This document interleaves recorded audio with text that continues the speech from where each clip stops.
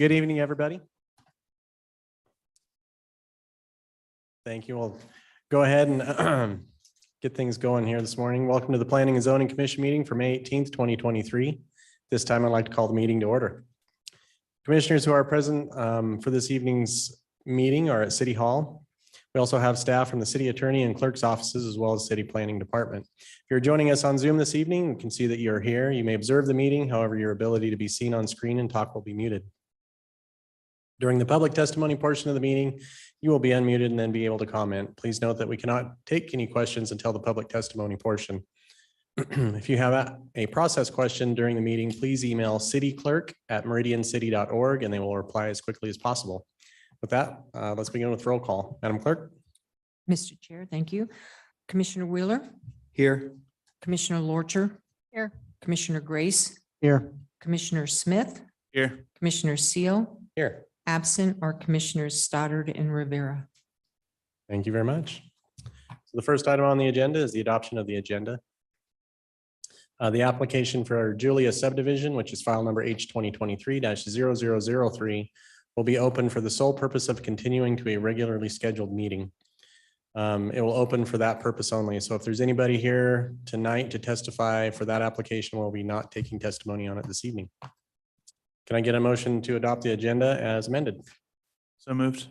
Second. It's been moved and seconded to adopt the agenda. All in favor, please say aye. Aye. Motion passes. All right. Next item on the agenda is consent agenda, and we have two items on the consent agenda. First is to approve the minutes of the May 4th, 2023 Planning and Zoning Commission meeting. The second is the finding facts and conclusions of law for Hickory Warehouse, file number MCU 2023-0003. Can I get a motion to accept the consent agenda as presented? So moved. Second. Been moved and seconded to adopt the consent agenda. All in favor, please say aye. Aye. Opposed, nay. Motion passes.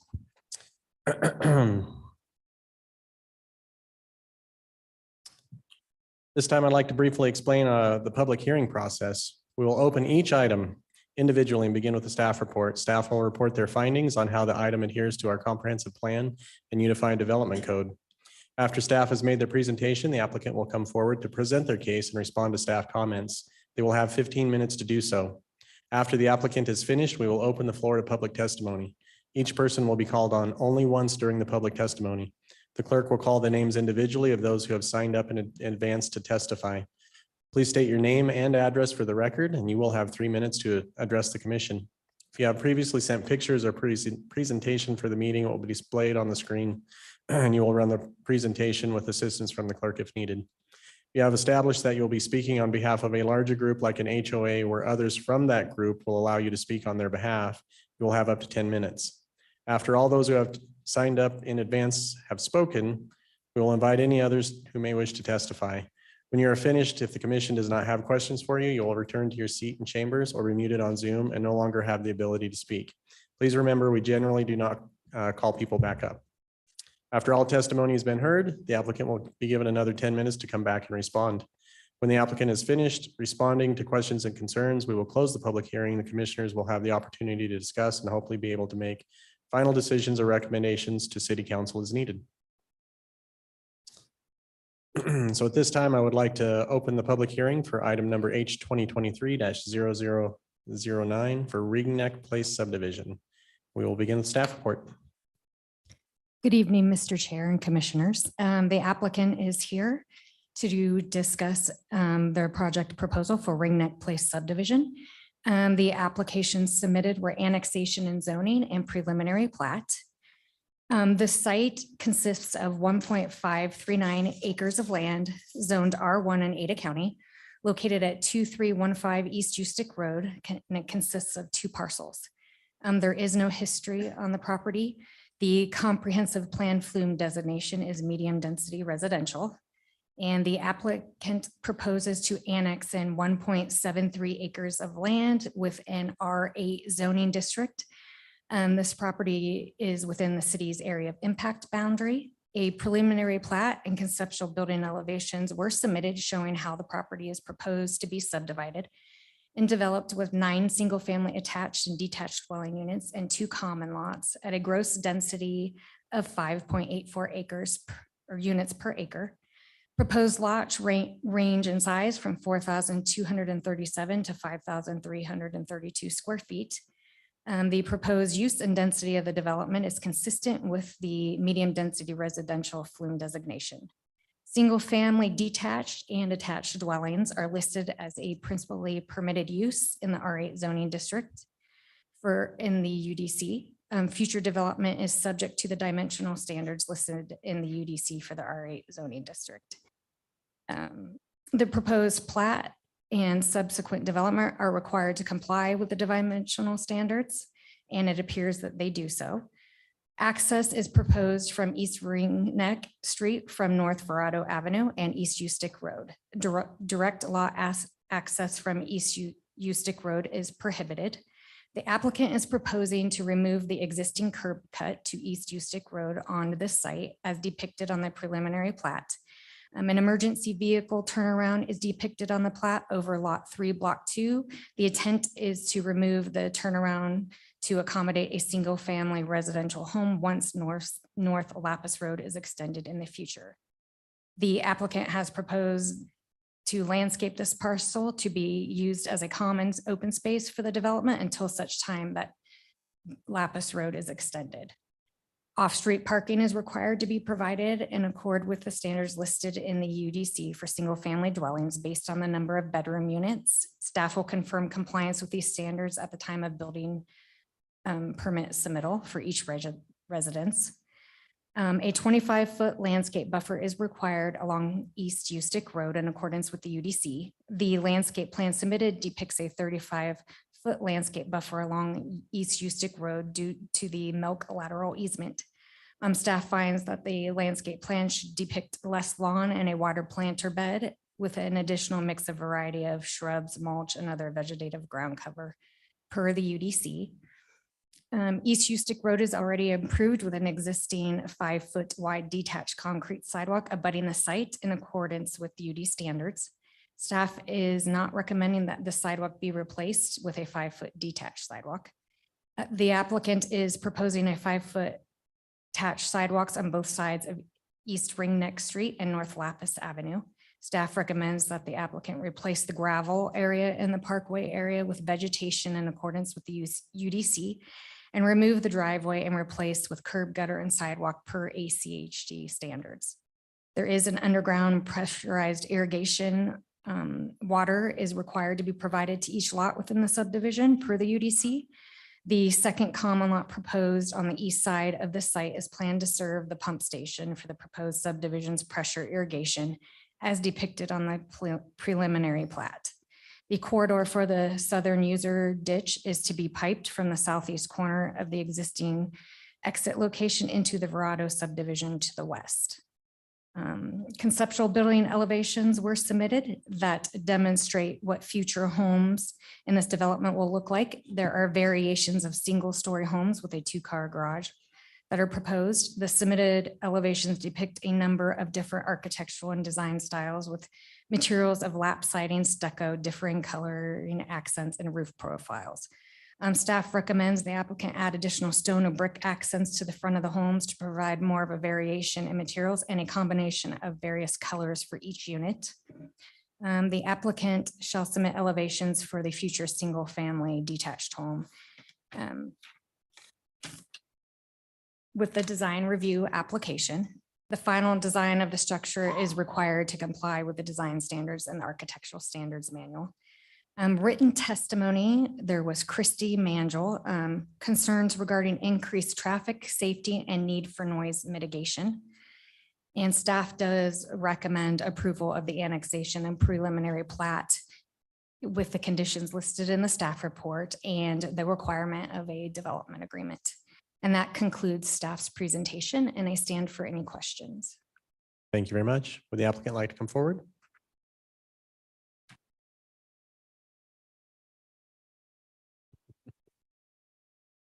So you can say no. We did have that the other night. It was the first time in my time of doing this, so it kind of caught me off guard. My name is Chip Gallagher. My name is Chip Gallagher. I live at 3020 North Wingate Lane. And Stacy's done a fine job of explaining the project, so I'll stand for any questions. Commissioners, do we have any questions specifically for the staff or for the applicant? Chair. Commissioner Smith, go ahead.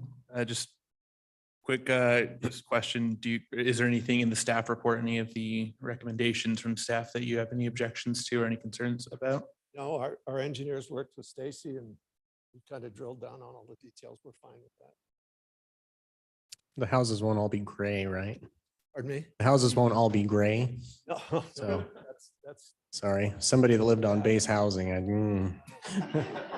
Don't think, Nancy Rockwell is the architect. okay. I figured not, but you know, you gotta ask. So, no more questions for the applicant? Real quick, do we have anybody out here that has signed up to testify on this application? There is no one, Mr. Chair. Anybody in the audience want to come up and testify for this application? Oh, we're all holding out. Okay, with that, if the applicant has nothing further to add, I need a motion to close the public hearing for file number H 2023-0009. So moved. Second. It's been moved that we close the public hearing for file number H 2023-0009 for Ring Neck Place subdivision. All in favor, say aye. Aye. Any opposed? Motion passes. All right, who would like to go first? Mr. Chair, Right ahead. so addressing the written comment that concerns regard increased traffic safety and the need for noise mitigation. If there are 9 single-family houses and each house has an average of 2 cars, we're looking at about 20 extra cars in this particular area with no access to U-Stick, which should keep the flow of traffic moving pretty steadily. And it looks like everything's kind of internal streets. I don't think, 9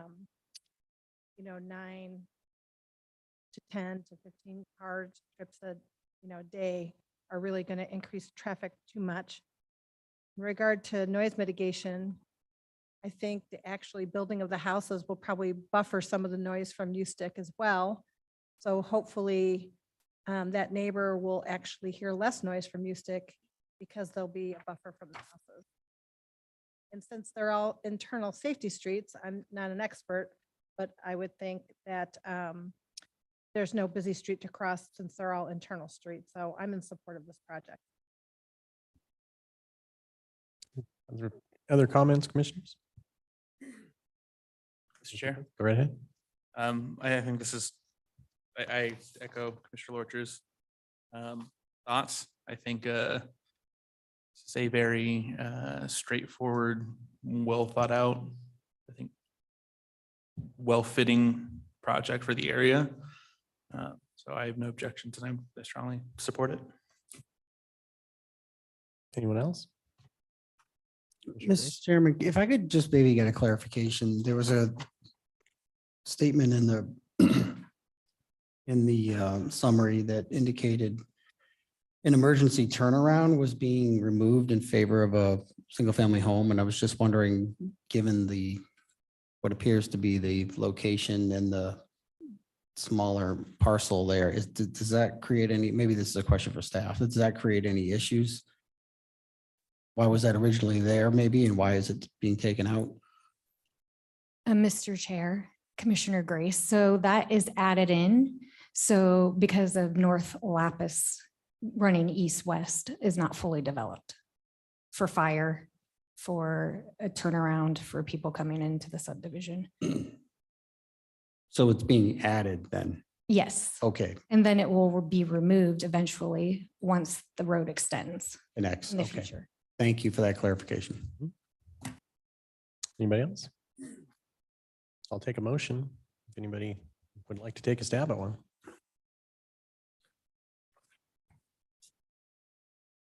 Mr. Chair, Right ahead. after considering all staff, applicant, and public testimony, I move to recommend approval to City Council for the file number H 2023-0009 as presented in the staff report for the hearing date of May 18th, 2023.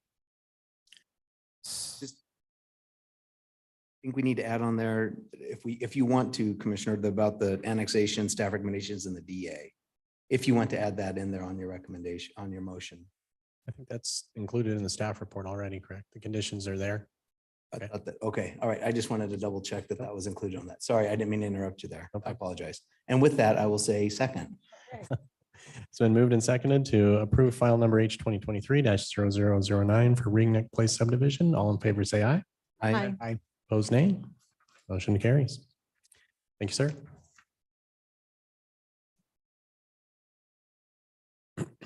Right, at this time, I'd like to open the public hearing for item number H 2023-0010 Fourth Street Books Pearl House Collective. We will begin the staff report. Mr. Chair, Commissioners, the applicant has submitted for a rezone for Fourth Street Books. The site consists of 0.157 acres of land, and it's currently zoned R15, and it's located at 909 Northeast Fourth Street.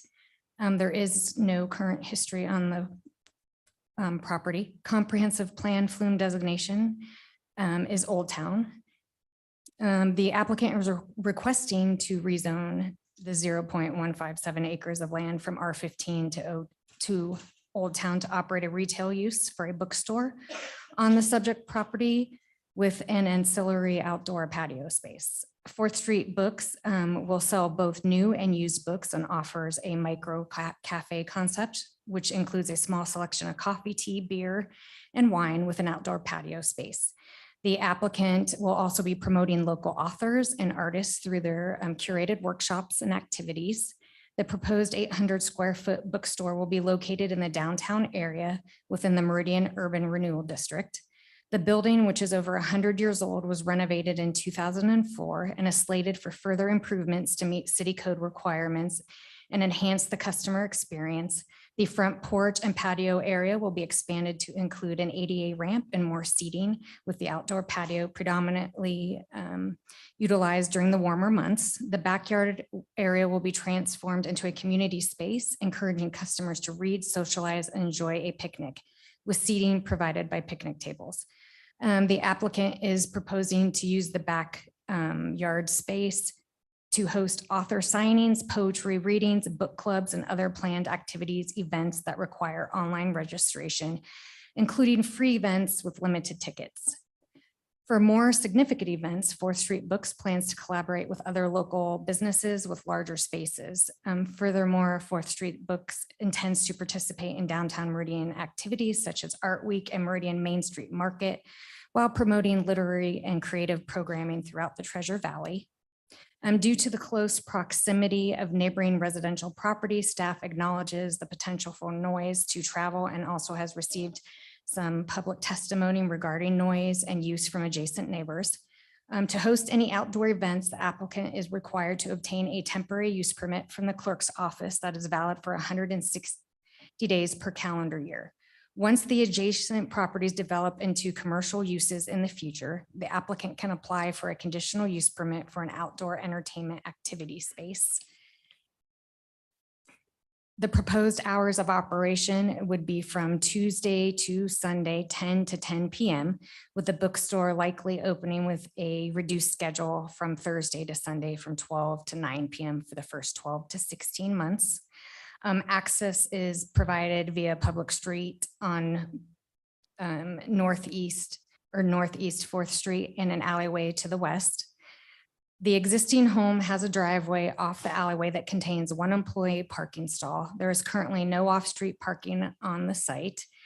Customers can walk, bike, or ride the bus as another option to bypass parking availability. Parking is available to customers in nearby public parking lot to the Masonic Lodge located between 2nd and 3rd Street, approximately 2 blocks away. There's also on-street parking available along Pine Avenue and Northeast 4th Street.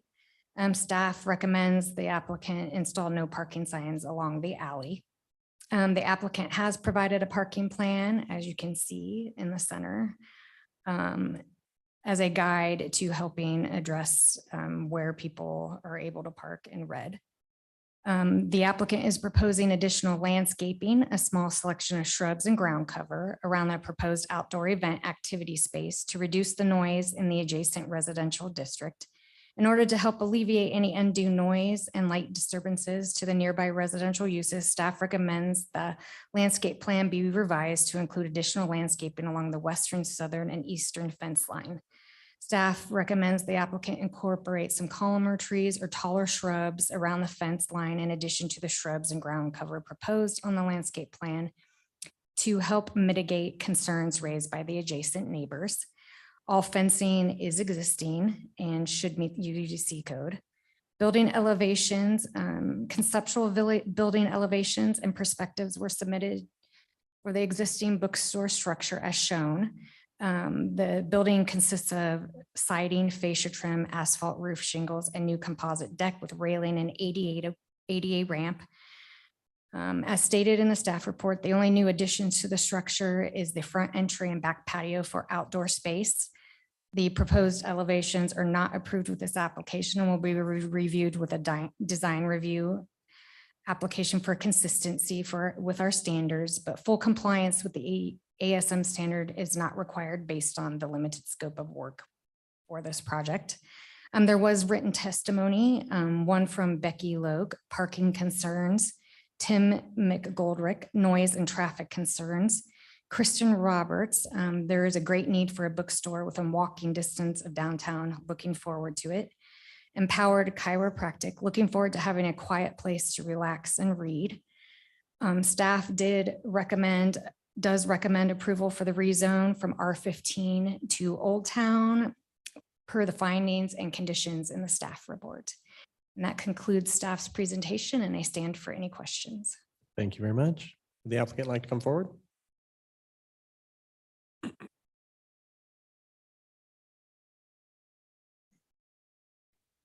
That's okay. Right? Good evening. We'll need your name and address for the record, please. I'm Ashley Bazzini. I'm with EV Studio. The address is 725 East 2nd Street, Meridian. I am Chelsea Major, owner and curator of Pearl House Collective / hopefully 4th Street Books. I live in the downtown Meridian area and my address is 1029 Northeast 3rd Street. Thank you very much. I'm going to kick it off and then I'll pass it to Ashley as well.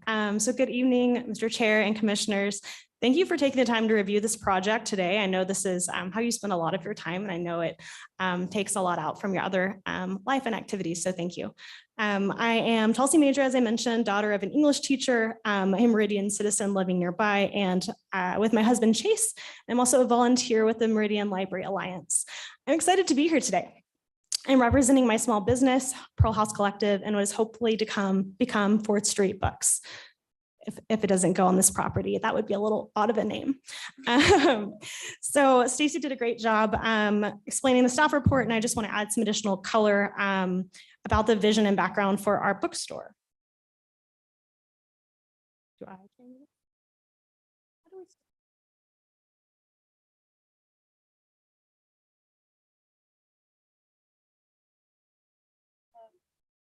You sent them in. It should be a PDF. But if not, I can keep going. I'll keep going while maybe you find them. And if not, that's fine. So just a little background around the bookstore.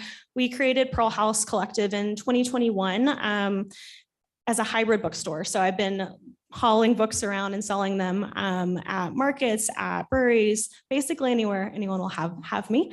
And we really focus on bringing community into our local areas and supporting our local artists, writers, and makers. We also host a monthly book club at various businesses such as Truffles, et cetera, in downtown Meridian, the Roosevelt, Loose Screw, and other lovely venues as well. And continue to partner with locally produced or locally makers to share their goods and wares as well. We really love being a part of this community. The vision for this bookstore is to take that to the next phase of this project. I think understanding what people really want in a community is really important, and we've spent a lot of time out and actually in places where people already have been to validate that this is a need and a want. The bookstore brick and mortar will serve as a gathering place where people can connect over their shared love of reading and of learning. So the goal is to make it a bookstore first, but then have additional reasons why people will stick around, hang out, work on a business idea, find a good book, that sort of thing. This will hopefully help to foster a continued sense of community in our downtown area, bringing more people together to create a vibrant social atmosphere. Ashley's going to go in a little bit more, addressing some of the comments that Stacy had mentioned in the staff report, and then I'll add additional color as well related to some of the concerns that were raised. You guys, as you kind of saw on the screen, if we're unable to pull up our presentation, maybe Stacy can share it again. Oh, perfect. Thank you. But we created a parking exhibit because we acknowledge the concern and the worry about parking and traffic for that area. So within our parking exhibit, what we did was we tried to find near locations that could encourage people maybe to park in the public parking areas in downtown Meridian and then walk. There's also room for 2 parking spaces in front of the property and then 1 parking space for employees in the back of the property off of the alley. So that way the employee can park behind and not take away parking from any of the neighbors or anyone who may want to park to come to the bookstore. Okay, cool. Thanks. This is the history. We already talked about that. And this is the vision. This is kind of the backyard space as we envision it, with the seating in the front as well. And in addition to some of these parking areas and using the public parking that downtown Meridian provides, Chelsea has also created some wonderful incentives for customers, and I will let her dive into that as well. So I think one of the things that was asked in the comments as well was, how will we educate and inform our patrons on where to park? So part of that is to make sure we have clear guidelines around what's available today. And I know that downtown Meridian already has several areas that we've seen on the map as well. And then there's something that's not noted on here, but off of State and 3rd Street, there's also the Meridian Gathering and Resource Center. It was previously a church and they came in the last year. They're also willing to share their 8 parking spaces as well with us. So we have additional options within 2 to 3 blocks of walking. In addition to that, we have planned to use social media to share parking guidelines regularly, have clear signage within our lot, and then we do put out a monthly email newsletter today to about 300 customers.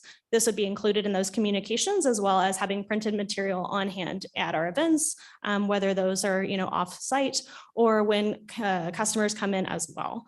Another piece would be training employees. Of course, initially, this is going to be me. I'm training myself, at least for the first year, let's just be honest. But then as we hopefully bring in 1 or 2 additional staff members, those would be trained up as well around the policy, and they would be adhering to that, setting a good example, as well as encouraging that every time a new patron comes in. We also talked about incentivizing too. So I don't know if y'all have been to the botanical gardens, and if you've carpooled or car shared there, they offer like a free ticket for the next time you come back. So we would do reward programming for loyalty for doing alternative transportation, and that would be included in the plan as well. And then I think, continuing forward, as I mentioned, I live in the downtown area, so we would want to have a continued dialogue with our neighbors as they have feedback. How are things going as we move through, the first 6, 12, 18 months?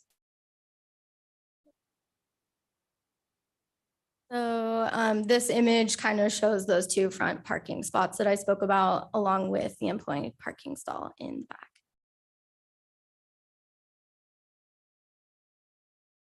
These images are just to show kind of the parking options on a midday Saturday along Pine near 4th. And even from the 3rd photo, the photo on the right, you can see from kind of 3rd Street where the parking lot is across Pine, which is a lot that you could park in for public parking as well.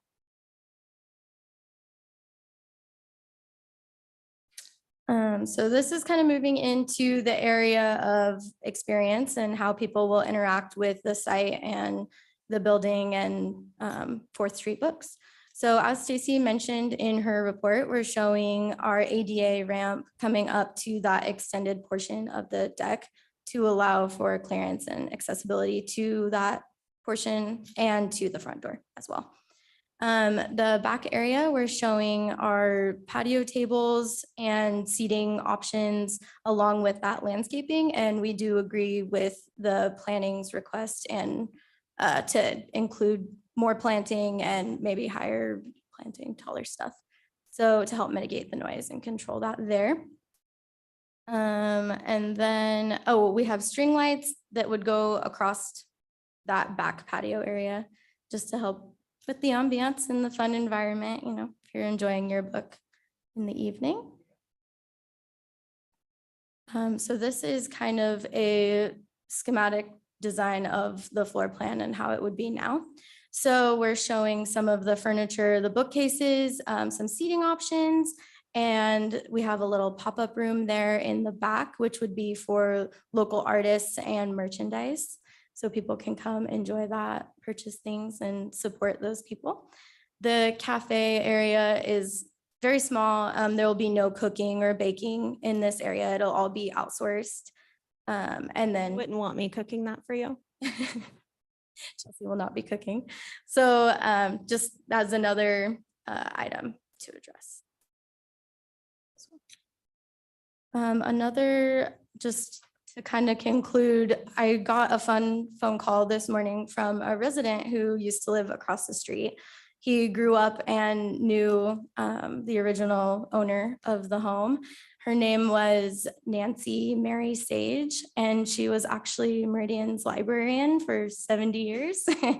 And she was also awarded Woman of the Year, I want to get the year right, 1972. And she had a really big passion for books and literature. And I just thought it was a super fun thing to share since Chelsea's bringing it kind of back to her original home. So Thank you so much for your time, and we'll be here for any questions. Commissioners, we have any questions for the applicant or staff? Commissioner Grace, go ahead. I have a couple of questions and they're a little eclectic. They don't really go with each other. So It's if okay. you could just bear with me. Do you know once it's completely up and running, what the occupancy limit would be?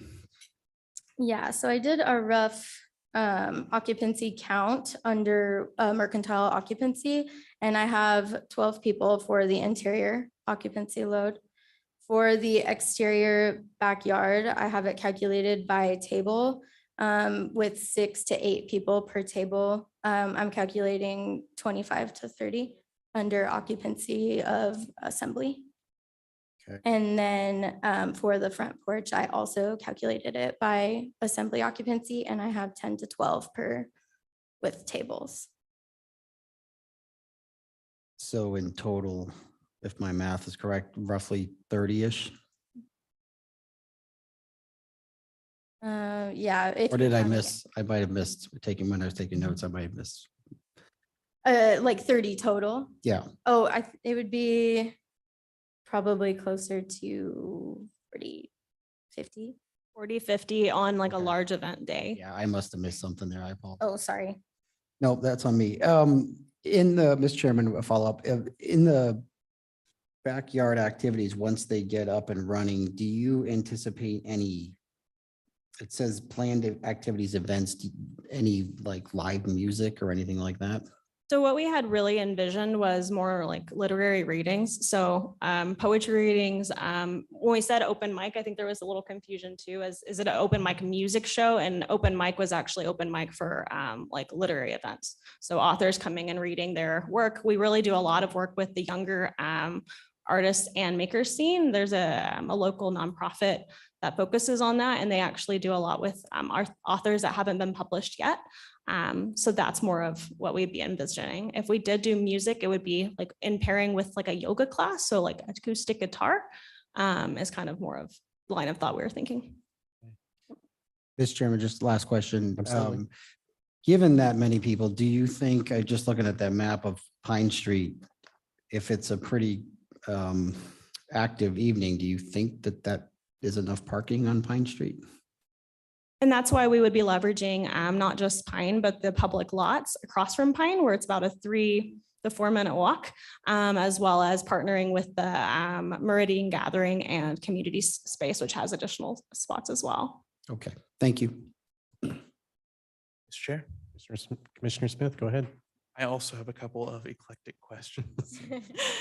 Seems like we're in an eclectic mood tonight. First question is for staff. So for temporary use permits, are those event specific? I know it's 160 days. I want to make sure it's not, they get it. Mr. Chair, Commissioner Smith, so yes, it's specific for events and you get it for that total time period of that many days per year. And so they're wanting to use it in the warmer months and not in the winter months. That is helpful. Another question, if you could go back a slide or two, here, the internal layout.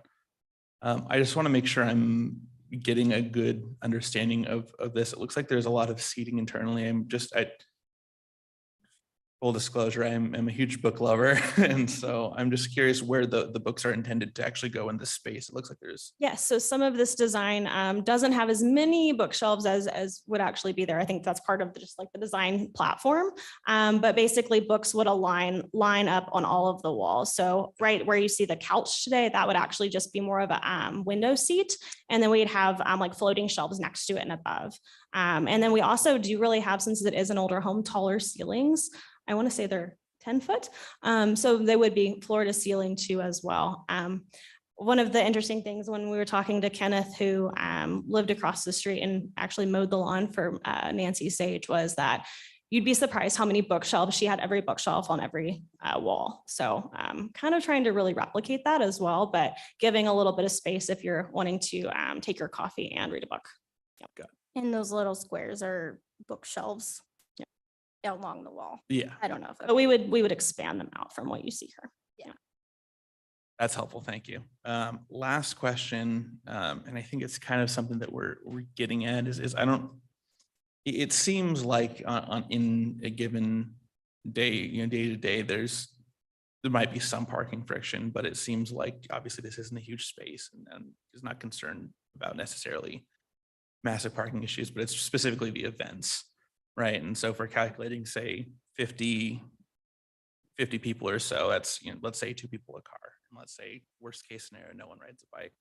That's 25 cars. So that's where I get a little concerned. And so my main question is, especially with, the downtown still kind of beginning this shift in this kind of awkward growing phase.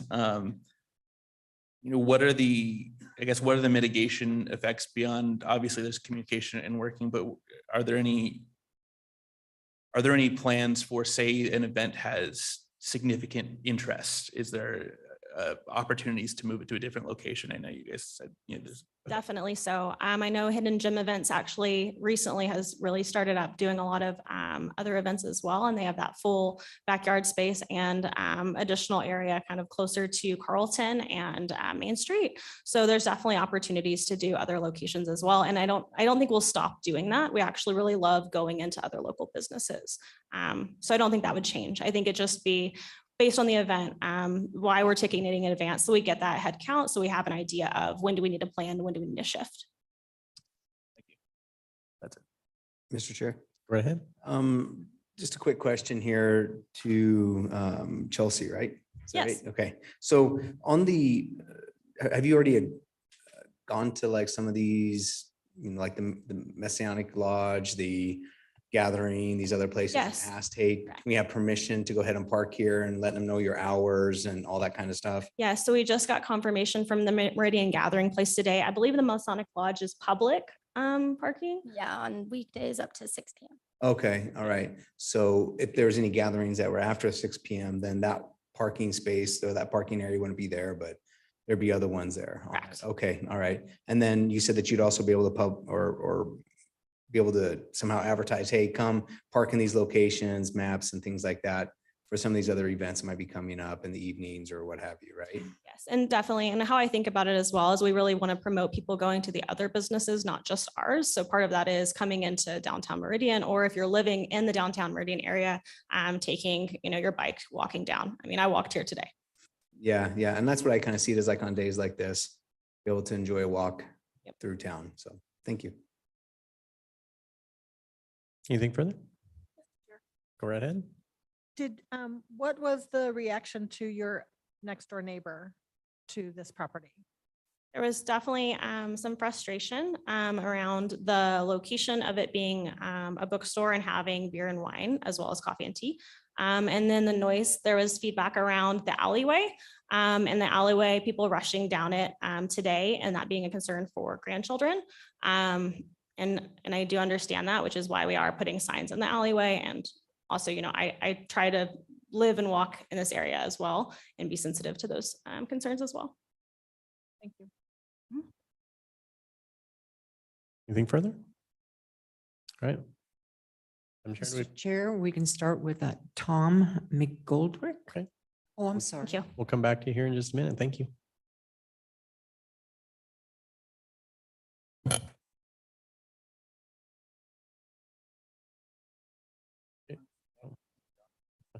Evening, sir. Need your name and address for the record, and please speak right into one of the microphones there if you would. My name is Tom McGoldrick, 330 East State Avenue, just around the corner from this property.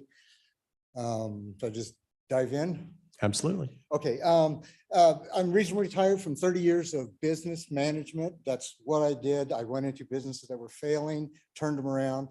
That's what I did, and that's what I retired from. So I do have a little bit of business experience. And I do a little bit of research. I've done research on used bookstores, high volume, very low profit. Bankruptcy level for a one-person's business is 20 customers per hour. So that's going to kind of give you an idea of how many books that you need to sell. Approximately, a couple thousand books a week or somewhere in that range. Now you're going to have parking for a truck. Uber, Amazon is not going to be able to deliver the books just for the book sales. They're talking about alcohol here. Where are you going to park the truck? You have parking for 2 cars out front.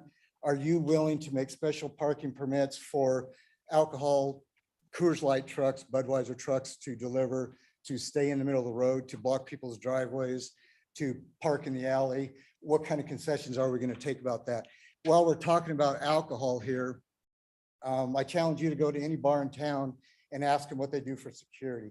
Every single one of them know the issues, the problems when you have alcohol in public. So they have hired people to take care of issues that may come up in case they can take care of it before the police get there. I haven't heard any provisions about this. Most of the talks about this have been somebody playing a guitar and somebody reading a book. You got 10 bookshelves. They don't have enough bookshelves to even handle the sales that they're talking about. So now we're relying on the alcohol. What are we going to do for us that are living there with the alcohol, with the noise, the issues, the problems? Because this is a residential area. This is our house. I've been here over 20 years, and I really hate to move to another town that's more residential friendly because somebody wants to move a bar into my backyard. So I'm sorry, I seem a little bit heated about this, but I am. I would like to ask for a $150,000 cash bond for a 10-year term to be placed under my address for this fact that if this comes in, I can no longer live here because of the noise, the alcohol, or the troubles that may come around. And I'm unable to sell for market value. Even if it's $10, whatever the current market value is, I should be able to sell for market value and not have to go at a loss because I'm not accepting a business here. They're accepting it. So they should be putting up the $150,000 bond. If nothing happens after 10 years, they can have their money back. If I have to sell at a reduced cost, I should be reimbursed because it's not my business. So these are pretty much my quick feelings here. I know there's a lot of people that want to speak, so. Okay. Thank you, sir. Appreciate it. Becky Logue.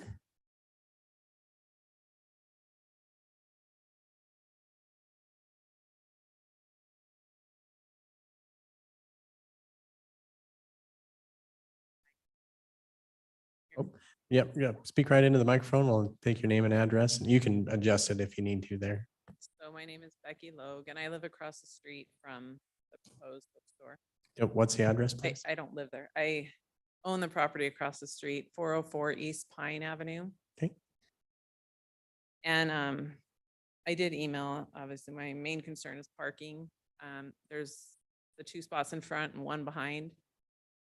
That neighborhood is all the old houses where they don't have garages. So we all park on the street. That's your only spots, you know, there's, and this is it's a half of a lot of what all those houses are down there. So it's a very small postage stamp.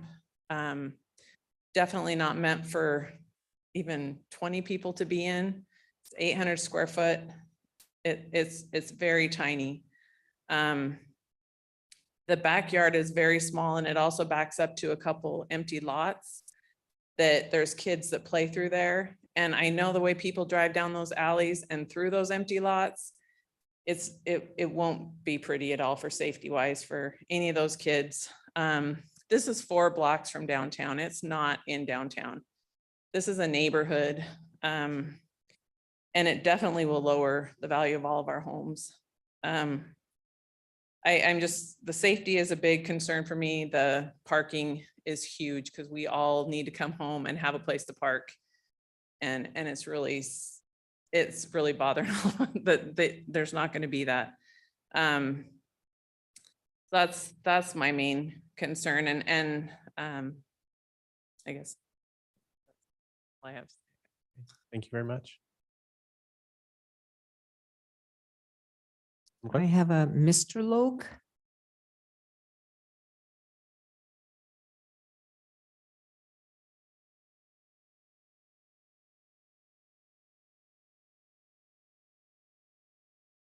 Good evening, sir. Just Good need your name and address for the record, please. We're Logue, 404 East Pine, just across from where the proposed bookstore, wine bar is at. My concern primarily is very much on the same page as everybody you've already heard testimony from so far. And I'm also in business. I can empathize with young entrepreneurs that want to, do something like this, the passion and everything behind that. The issue I have is I don't think this fits the Old Town zoning deal. It's 4 blocks from downtown. It's surrounded by residential all around it. The parking displacement, I feel that if we have a business in play, it needs to be able to support itself. It shouldn't be relying on cannibalizing other parking or the potential to cannibalize other parking or rely on parking that they have no control over. As we know, there's a lot of change in our area and the growth, things are going to change. And that parking may be here today, but it might be gone tomorrow. And then what are we going to do? So once we've zoned something, there's no unzoning it. There's no go back. There's look at this thing from the proper standpoint and view and make sure that whatever decision we're making today is not just for the people that are going to be there today. These folks might go in there with great intentions. I have to say there's no business plan that was presented. I asked, how is the money going to, where's it going to come to support what you're going to do here? You got to pay people, you got to pay the rent, you got to pay the light bill. And it was, well, we're going to do books and we'll sell wine and we'll beer and we think we'll have an open bike. We might do some yoga and there was just no plan. And if you don't have a plan in business, you're going to fail. And I get the hopes and dreams part of it, the passion, the emotion. It sounds wonderful. I also have some pictures, and I didn't know if you guys accept that with testimony support, but all those pictures we saw presented are all really nice pictures. They're beautiful. They have things taken care of. The landscape looks good. You should go drive by that property today. There's no care there. It's overgrown. The weeds have already started. If their intent is to be a good neighbor, they're not demonstrating that now. And if you're not demonstrating it now, you're not going to demonstrate it down in the future. And to me personally, I don't think this is about a bookstore. I think this is about getting the property rezoned. And then once that's done, then they'll take the next step. So I hope you guys take everything into consideration of what we're talking about, not just now, but what's coming down the road in the future, which is what I think is important. And I didn't hear anything in staff's report on the fire marshal and fire chief and his input on what this was and the fire lanes and stuff to access this, because The alleyway itself and what it has for access, we all know we can put signs up. People are always going to go the path of least resistance. I heard a comment, yeah, on a day like today, it's nice to take a walk. Absolutely. But not all days are like today. We got 4 seasons here and we got a pretty severe winter, and people aren't going to want to walk. They're going to want to park right there. So I just think we need to be reasonable. We're trying to do the wrong type of business in the wrong place. And that's, at the end of the day, that's it. It's real simple here. I'm not in favor of this. It should not be approved. Thank you very much. Thanks, sir. Appreciate it. Leonard Cunnington.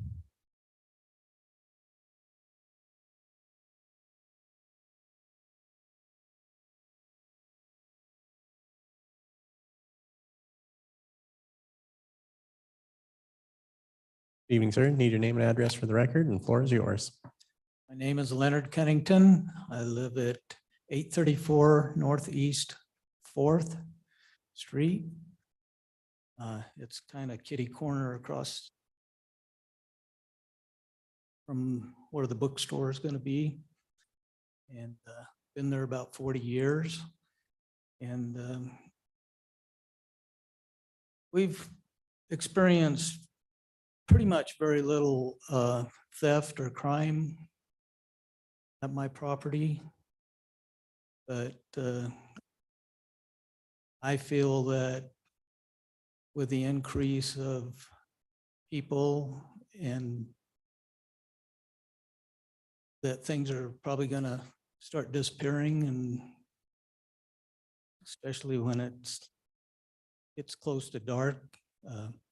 I also have a concern about a lot of us have grown old there, and some of our wives are not in good health.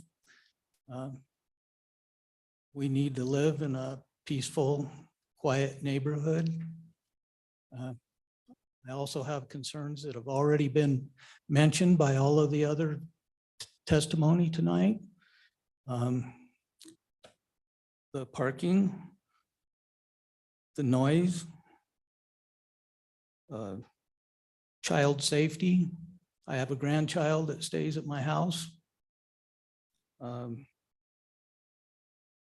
Traffic safety. When vending trucks come and go, that was mentioned earlier. And also delivery trucks like UPS and FedEx. And pretty much, I think with the testimony that's already been given, the kind of painting a fairly clear picture that this area really isn't appropriate for what they want to do there. That's all I have to say. Thank you. Okay, thank you, sir. Appreciate it. Melissa Baker.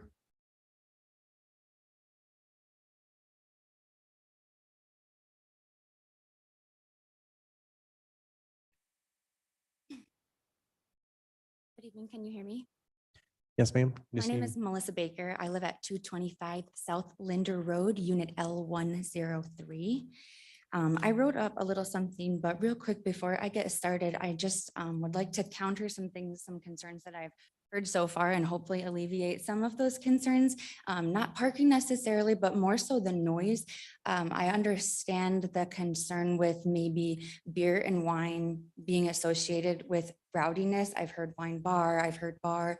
I love to party, and also I like to read books separately. You can't be drunk and you can't appreciate a book. It's not that kind of atmosphere. That might be what's in your head and what's making some people nervous, but it is very possible to sit quietly and enjoy a glass of wine. Maybe some light music is playing, maybe it's not. It's very possible that it can be both. It can be peaceful and have a small selection of beer and wine for profit purposes, I would say mostly. So for the turning it hopefully to a positive note, the first time I encountered 4th Street books, it was Pearl House Collective, as it still is. I was new in town and I came home from a local makers market one weekend, and I remember telling my boyfriend how I met this cool, kind bookstore owner, and I picked up a book from her that was Chelsea. And I'm not saying that she should have a bookstore because she's cool and kind, but she did make me feel welcome here. And it was probably the first time that I felt part of the community. Books, talking about books, having a place to enjoy and appreciate books does bring people together like that. What I bought that day was a powerful work of poetry. It's called I Am the Rage. I don't remember everywhere I took that book, and I don't remember every poem, but I guarantee you some of my time was spent at a coffee shop or a brewery. I think that's why I can so vividly picture myself and others spending time and money, drinking a coffee while browsing the shelves, reading in this quaint, locally owned, house-shaped independent bookstore. We don't have anything like that right now, and I think it would be the perfect addition to that area. Thank you. Thank you very much. Neely Martin.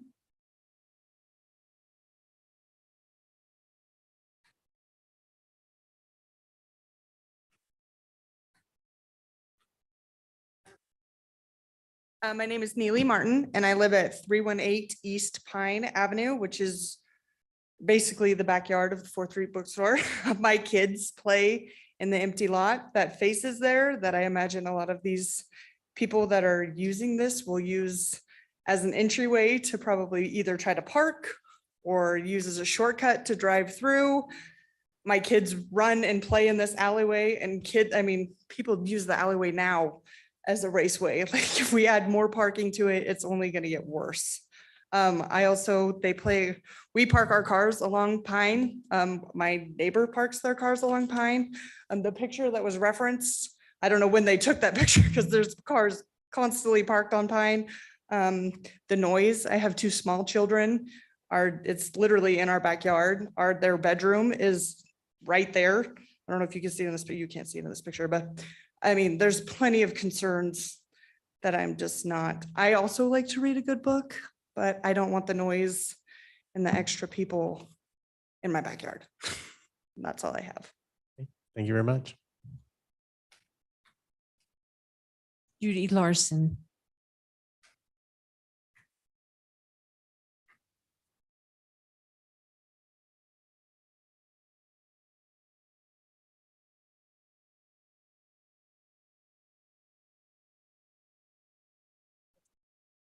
Good evening, ma'am. Just need your name and address. Judy Larson, 331 East State Avenue, Meridian. This bookstore is in the alley and we live right next to it. So we're going to get it all. The noise, the cars and everything. We own 3 pieces of property around it. And there just isn't any parking. And there's at least 12 or more children that live in the neighborhood. And it's not the right place. It's not a safe place for the kids with all the extra cars. Plus the wine and the beer, and it's our home, and it's just not right. She has a place on 3rd. Put the bookstore there. There's plenty of room. I just don't want it in my backyard. Thank you. Thank you, ma'am. Shelby, I'm going to try your last name. Ugariza? I apologize. We'll know how close you got here in just a second. Either one, just step up to the microphone, need your name and address, and Those are Shelby Ugariza, 412 East Pine. I know she nailed it. there you go. 412 East Pine Avenue. We live across the street and down one house. We've been there almost 30 years. Lived here 45 years. When we met with Chelsea at the meet and greet, she had mentioned so many plans. She had 6 slashes in this plan. It was a bookshop / coffee shop / bar / open mic night / and then she threw a yoga studio in there. The open mic night got a little on edge with that just because of the microphone out there. Noise ordinance is till 11. She says she'll stop at 10. Noise ordinance is till 11 though. The gal on Linder that just was up, she said that it was a quaint house-shaped business and we've had nothing like that in Meridian. We did. It was the library, coffee shop, and bookstore. And it was the busiest place in Meridian and you could not find parking. So we have had that. Only a couple of us have driveways. Everyone jockeys for the street parking. The pictures that they showed, they took when everybody was gone. Those are all parking spots for the residents. Let's see. Couple of the technical things that I kind of thought of when I first heard about this was she wants to transfer it to Old Town or rezone it to Old Town. There are certain things that are allowed in Old Town zone under an accessory use permit, easy peasy. Because she wants to get a conditional use permit, that concerns me that this is going to be something that is so much high profile or so high profile that it doesn't fit under an accessory use permit. That's what's scary to all of the residents. I think that somebody mentioned, hijacking the parking spots of all of the other parking lots out there. I don't think that's a resolution. I think it's an act of desperation. Trees aren't going to mitigate our concerns. The concerns aren't something that a tree can mitigate. It's the parking. It's the wrong business, wrong place, wrong time. It's the alcohol in a neighborhood. We're not downtown. The closest bar is 2 blocks down and 2 blocks over, not across the street from all of us and our children and our grandchildren. They mentioned they have an occupancy of 40 to 50 is what they've been calculating with. She told us she had 1 parking space when we met with the neighborhood meeting, and now that they've got 2, but they have 50 occupancy possible. I made it just by the hair. Okay, that's all I've got. Thank you. Thank you very much. Appreciate it. Josh Cummings.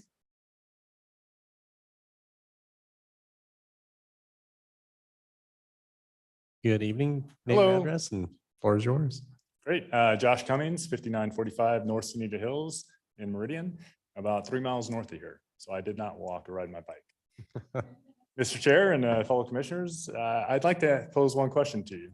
How many applicants come to you and face 0 opposition? Probably not very many, right? Ultimately, it comes down to the not in my backyard crowd, which is a viable, concern for a lot of people. I am a real estate broker and owner of Crosswinds Realty, as well as a small business owner. I own a car wash in town.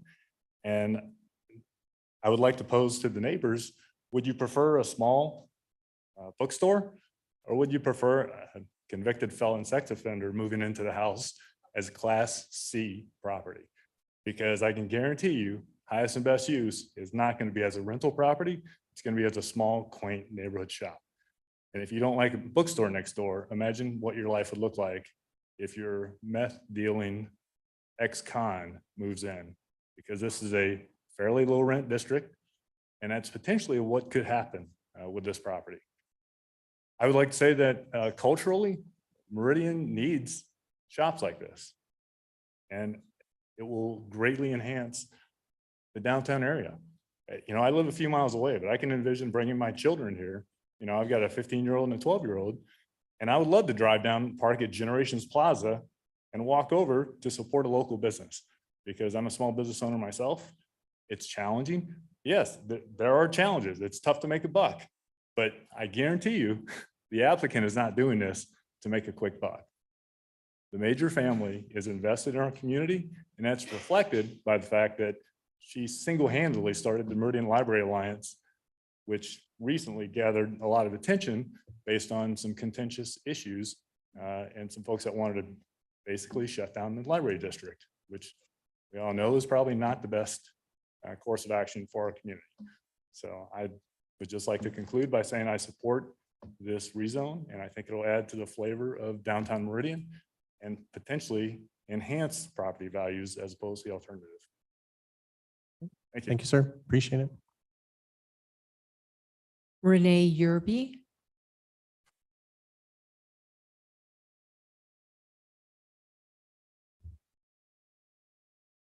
Evening, sir. Renee Yerby, 404 East State Avenue. So we're, from our front porch, we just look cat a corner and see the front of this business. So one of our biggest concerns, well, we've lived there for 20 years, well, my wife and I, and we've got grandkids that come and play, concerned about the traffic, getting run over, kids, concerned about security. We've got, you know, right now it's a fairly safe neighborhood. A lot of the neighbors don't lock their cars. They'll leave their bicycle out front, whatever. That's gone. That's going to be gone. And then being realistic about this parking, I mean, this is crazy. If there's 50 possible people, even if you say there's only 25 cars, whatever, what people are. I've dealt with customers 17 years with our small business. You can make all the, you know, guidelines and please do this, but customers ultimately are going to do, a lot of them are going to do what they're going to do. They're going to go for convenience and they're going to fill up all those spots. So the parking thing is totally crazy. Security is going to be bad. You know, we don't know what the noise is going to be, but it's not going to be good. It's just a bad idea. This is crazy. And I hope you guys weigh the local people testimony more than people that live on Linder or 3 miles away or wherever. I mean, we have a dog in the fight. What do these other people have in? Well, it would be nice.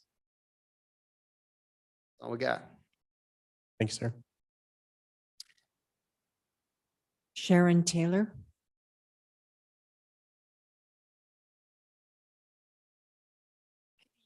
Hi, Good evening. I'm nervous. This is the first time I've ever done this, but I live at 930 Northeast 4th Street. I live kitty corner across the street from this house. Like she said, you might be able to park 2 cars in front of her house. I can park 2 cars in front of my front, in front of my house and my front door. My granddaughter is at my house. She's 5 years old. She's there 4 days a week. My daughter, I live next door to my daughter on State, and so she's also there.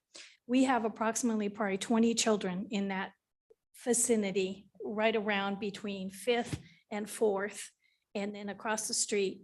And we already have the police that come and patrol our street off and on because we have people driving so fast on that street, cutting through, or even people directly across the street from us, they drive really fast.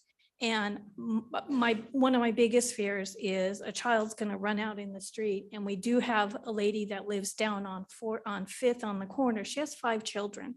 And those children play in their front yard. There's no fence. They're out in the street sometimes. And somebody's going to get hurt.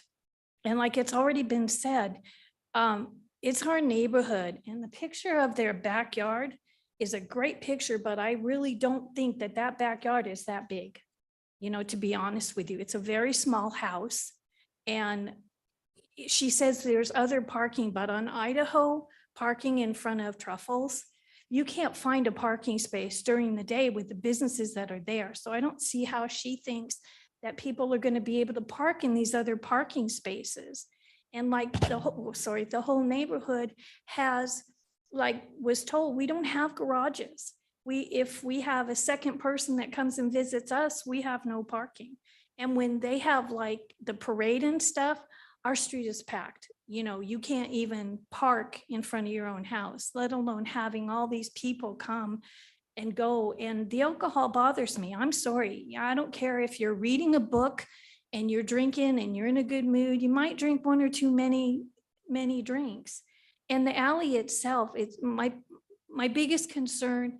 Oh, and one other thing I wanted to mention, she said she was bringing outside food, but she didn't say how she's bringing outside food. If she's having trucks drop it off? Is she having food trucks park in our, park outside for certain times that she's going to serve food?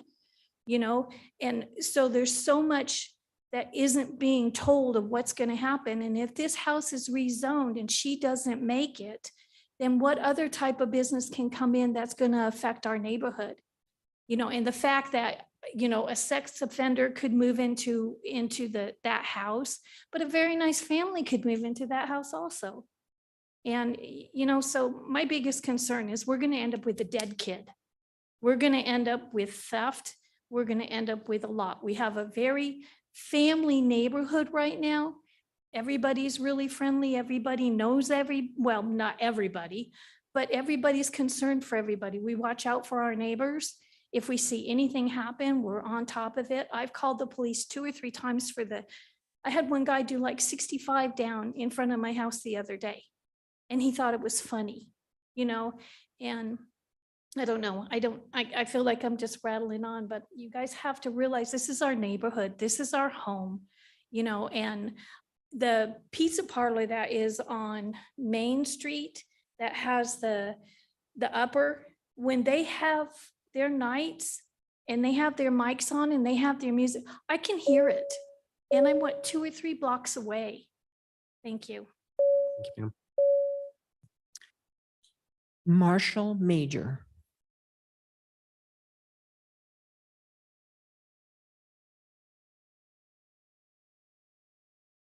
Evening, Marshall. Hey, Andy. Long time no see. Yeah. My name is Marshall Major and I live at 3107 South Tagish Place in Meridian. Chase is my son, Chelsea is my daughter-in-law, and I wanted to bring up 2 things. First of all, I'm a lifelong Idahoan and I get the fear of the change. But in the city of Meridian's future land use map, this is Old Town. And it's hard being the first. And I hear the concerns, but I also know the character of Chase and Chelsea Major. And I just want to speak on their behalf because I hear the concerns of the neighbors, but I know that Chelsea in her business will care about the neighborhood, will be part of the neighborhood. She is part of the neighborhood. She lives half a block away. And it will make it a better place and a fun place to just hang out with. But it takes a willingness to try and a willingness to trust and a willingness to step past the fear of change that is coming. So at the end of the day, I think what I want to share is that I recognize the fears and the concerns and that change is hard, but it's hard to be the first. And I appreciate the willingness for everybody to listen to the story. Thanks. Thanks a lot. Appreciate it. And Mr. Nick Grove.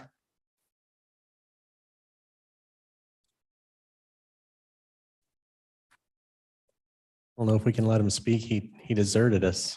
Good evening, Nick. Everybody. Name and address for the record. The floor is yours, sir. All right. I have some handouts that I'm going to give to you all. It's also been emailed to you, so it is in the public record already, but rather than trying to get this pulled up, I'll show it to you now. Okay.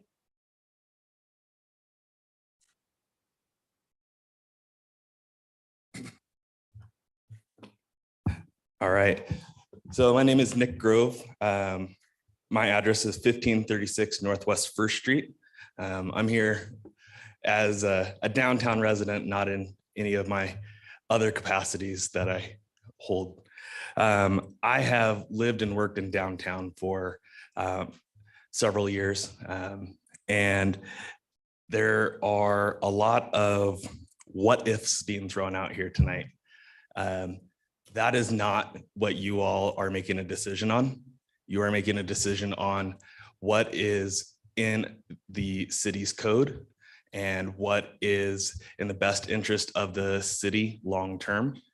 Looking at the documents that are the guiding principles of the city, the comprehensive plan that outlines what Old Town is and why it is. And that is to make a mixed use environment that is conducive to a vibrant city and has economic development and historic vitality in and of its nature. And so looking at what this business will bring to downtown is an important aspect of understanding what you need to be making a decision on tonight. It's not about the what ifs of what if kids are playing in the street. That is not what you're making a decision on.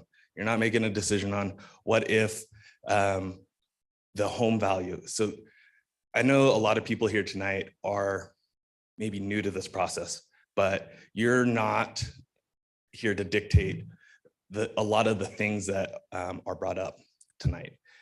What is in front of you is not the concerns that are being made. The concerns that are being made are the same on almost every single project that you will hear tonight and what you'll hear 2 weeks from now and 2 weeks from then, no matter what part of the city you're in. It's the exact same concerns, and it comes down to, as a few people have said, not in my backyard. I've sat on a lot of committees that are representative of downtown, from the Downtown Business Association to the Chamber to the Comprehensive Steering Committee for the city. And this is exactly the type of stuff that we need in downtown. Hopefully you can look at the document. It shows the parking and the idea of why it is important to have foot traffic, which is what this business will help create throughout downtown. So thank you. Thank you, See sir. you all. Thanks. Mr. Chair, that is the end of online signups. Okay. In-house. Anybody else in the audience would like to come up testify? Ma'am, go right ahead.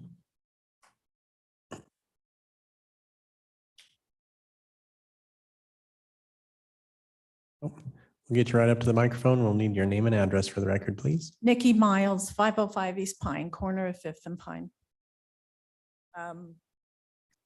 Initially, when we met as a neighborhood about this business endeavor, it makes sense. It's a very small building, bookstore. But because of the small volume of books that would be available for purchase, other than her online business, she has to make money some other way. So beer and wine has been equated to bar, has been equated to a great concern for the locals. I've only been here on that home for 2 years. A lot of these people have lived here for decades. But I think it's being blown out of proportion as far as the number. I think she's actually blown this out of proportion for the neighbors. I don't think her backyard can accommodate as many people and as many tables comfortably for a venue that she's hosting. I don't think the number of people interior is what she's going to be able to achieve.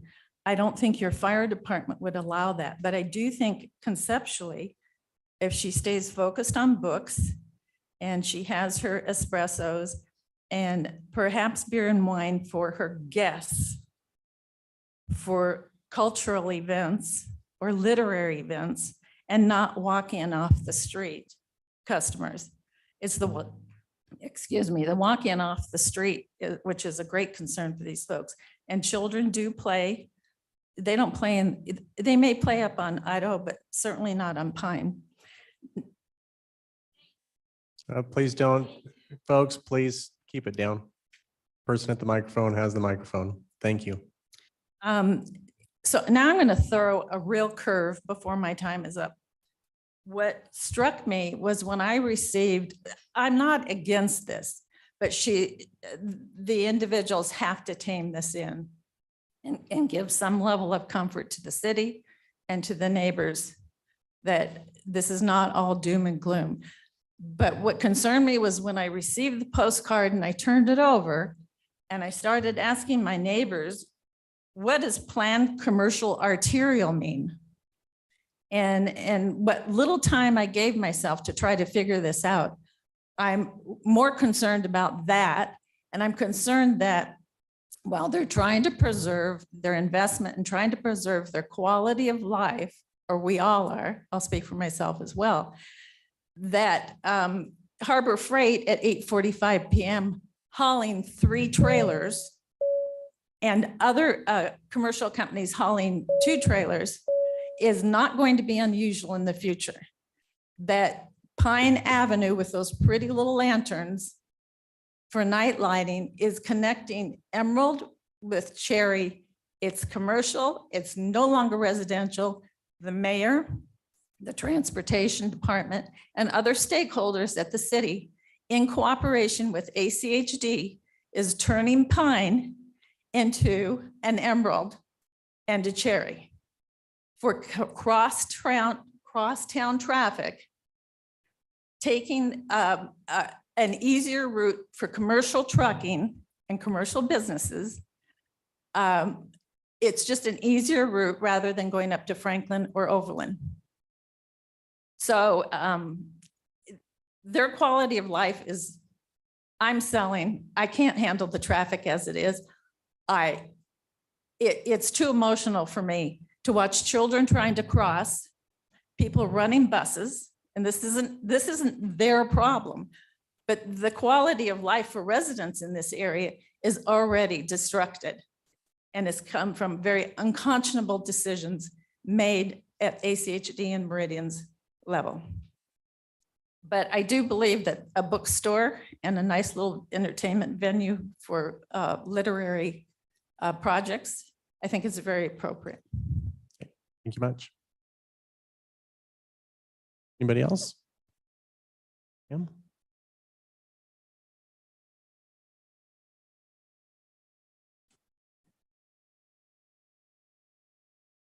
Good evening. Good evening. My name is Anna Moreno.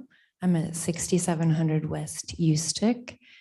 I had the thought of, in Boise, there's Hyde Park. I'm sure, have you guys all been over to Hyde Park? It is in the middle of a residential area. And I think if you use that as a model, you have to look at, are kids getting run over on 13th Street? I believe it's 13th Street. Is parking, is it tight? Yeah. Is that part of the experience of going down there to the businesses? Yeah, it's part of it, but because it's great, you find a parking spot. I would also say these businesses in Hyde Park, they also sell beer and wine. And the last time I was down there, I didn't see people staggering on the streets. The types of people that a bookstore is going to bring in, they're not hardcore partiers. And again, they're not coming to party at a bookstore. The parking, I can understand for the residents. So I don't know, a thought I had, is it possible to put no parking signs within a 1 or 2 block vicinity for residents that want that? I don't know city code if that's possible, but if there's a way to protect their parking spaces and add to the richness of Meridian. And by the way, I'm a native Idahoan. My grandma lived on Pine. I'm very familiar with the area. And part of making Meridian great is growth.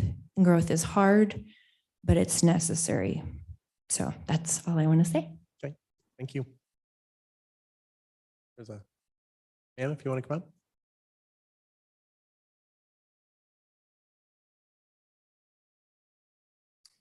Oh, I'm Lisa Black. I live at 1867 Charlotte Drive in Meridian, but I also own Truffles Etc. in downtown Boise on Idaho Avenue.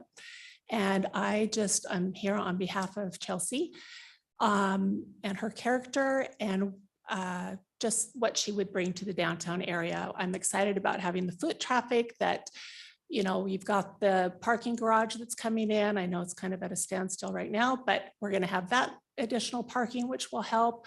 That'll regenerate people walking in downtown Meridian. We'd love the more traffic, more customers to bring that down. And I think that's a great idea. We've collaborated together over the last year on her bookstore, and she's a woman of character. She does what she says. She gets the job done. She does it well. And I just hope you guys decide that this is a great benefit for downtown Meridian. And it is great to not have another bar or another vape shop or things along that area. We need some more culture in downtown Meridian. Thank you. Thank you. Anybody else? Yeah, go ahead and come up.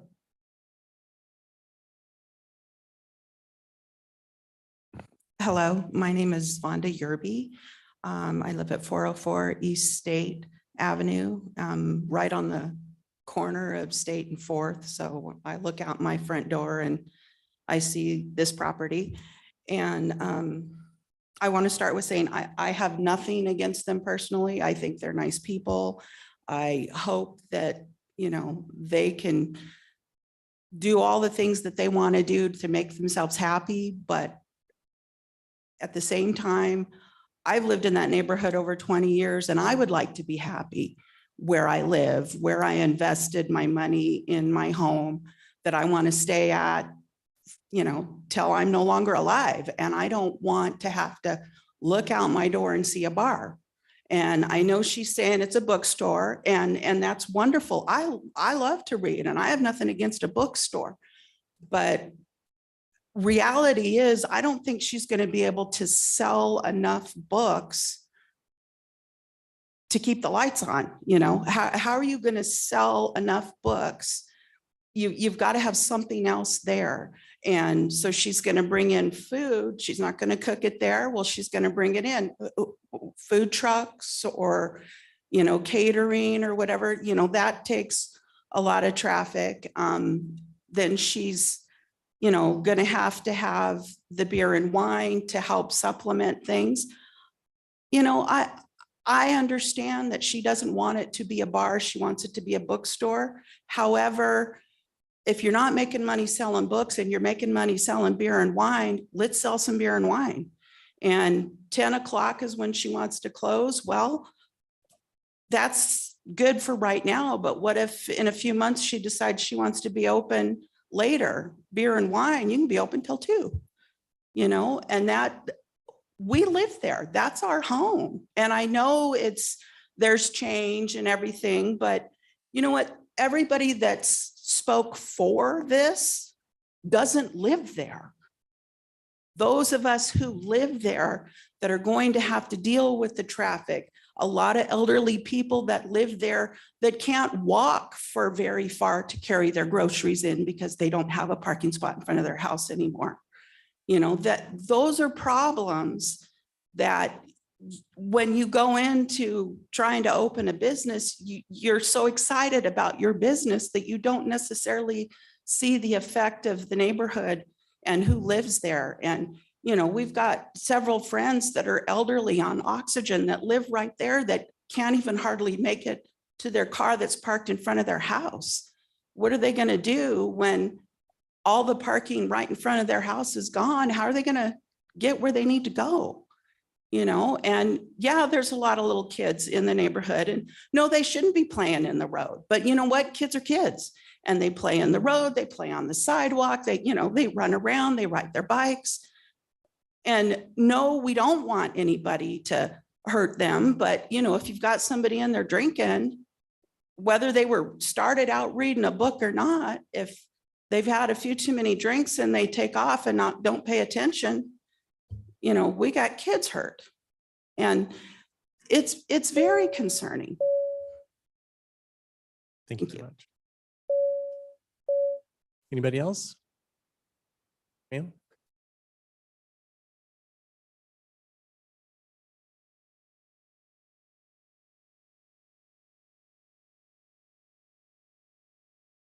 Good evening. Hi, my name is Sarah Kleiner, 418 East Pine Avenue. I have 3 things that are concerns of ours at our property. We are directly impacted by the proposed parking areas along Pine. We don't have, as some of our neighbors have said, we don't have garage We park one vehicle in our small driveway and one on the street. Most of our neighbors do park at least one vehicle on the street as well. And so that is a concern that when we come home, we're not going to have anywhere to park when we come home. Are we going to have to park by the Masonic Lodge and walk home? For one. For two, was the other concern I have heard as well about once we change the zoning, if this isn't a bookstore, what comes next in our neighborhood with our children and our families? The other concern that I haven't heard quite yet is how many restrooms does this property have? If we're going to be having, say, 50 people and events, what are we doing to accommodate restrooms? Are we bringing in a bunch of porta potties and putting them in an alley or putting them in the backyard? That was another concern is, how are we mitigating the possibility of people being out in the alleyway peeing because there's a line of 10, 15 people to use the restroom. So those were just some of our concerns. Thank you. Anyone else like to come up? No one? Right. Would the applicant like to come back up?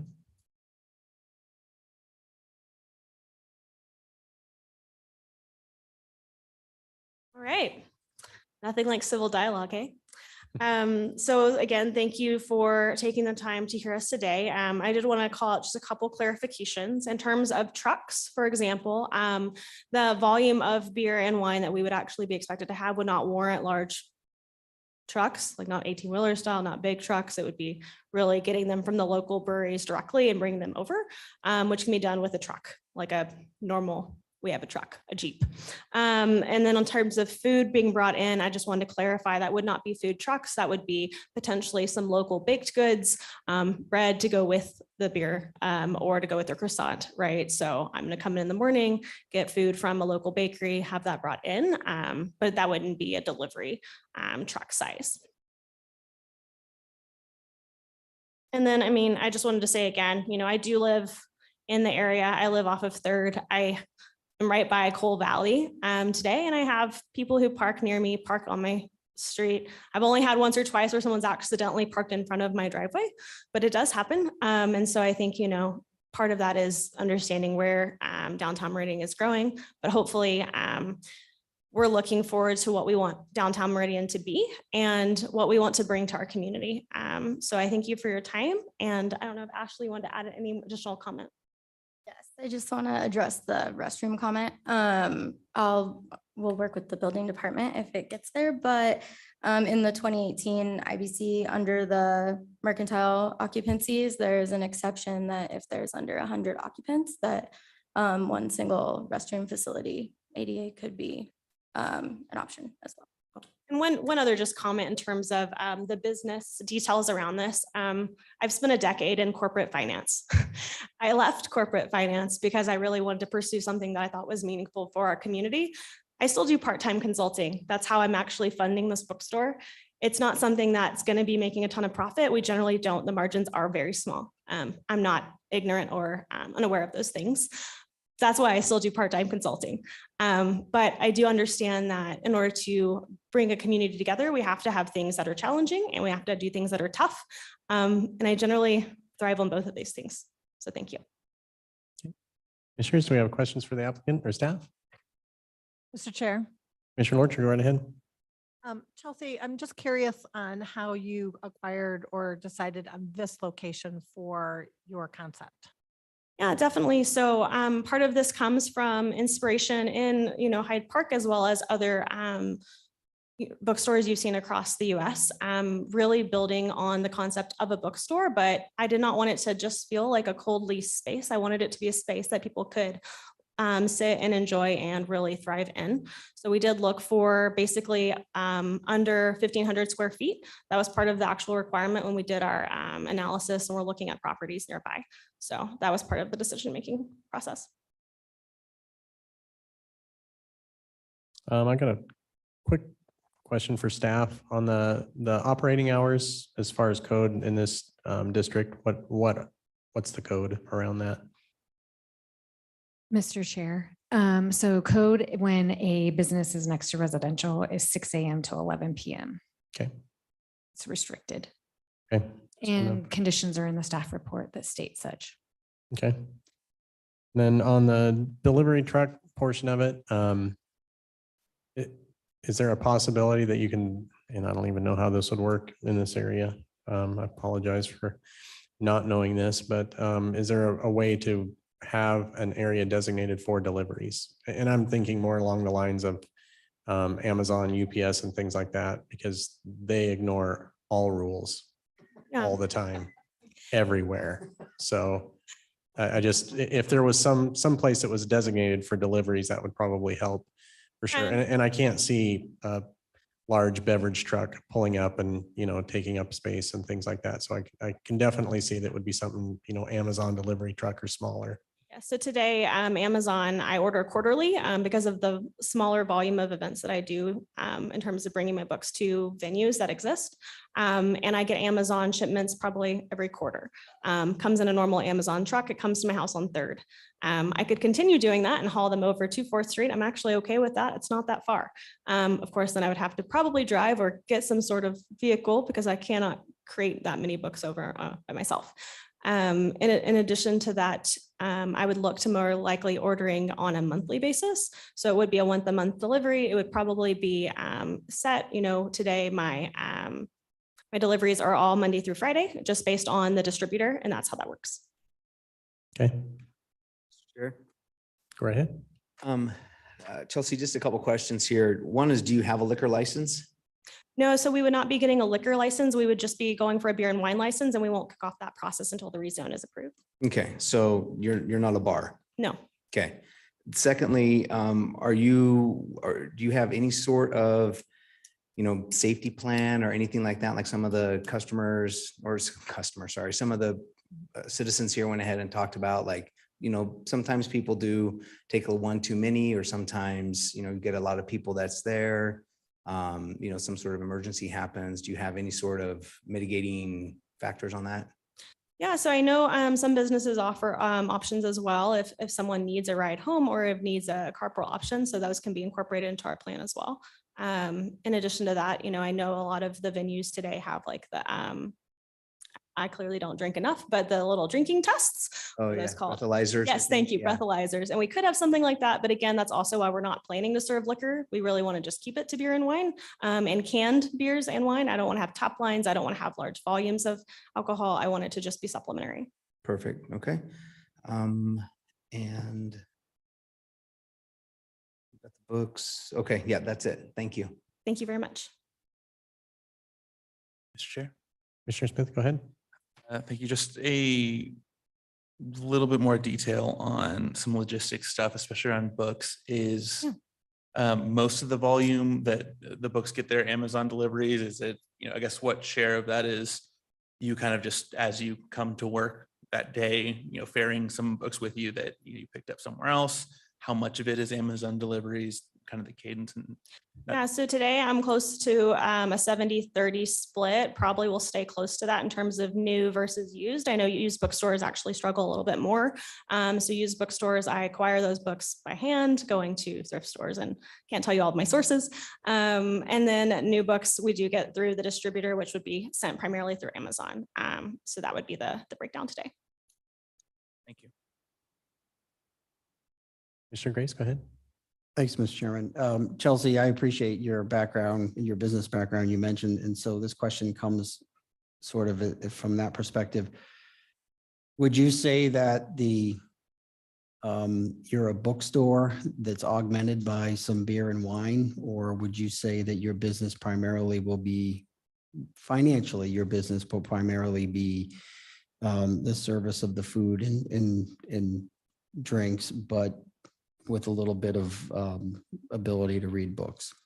So I would say the goal is to make it a bookstore in terms of what we're focusing on, what we're staffing, what we're promoting. We would have a financial component from the micro cafe, as we're calling it, which would really just be beverage. Like I mentioned, there would be some baked goods, but I would say it's probably more of a 60-40 split.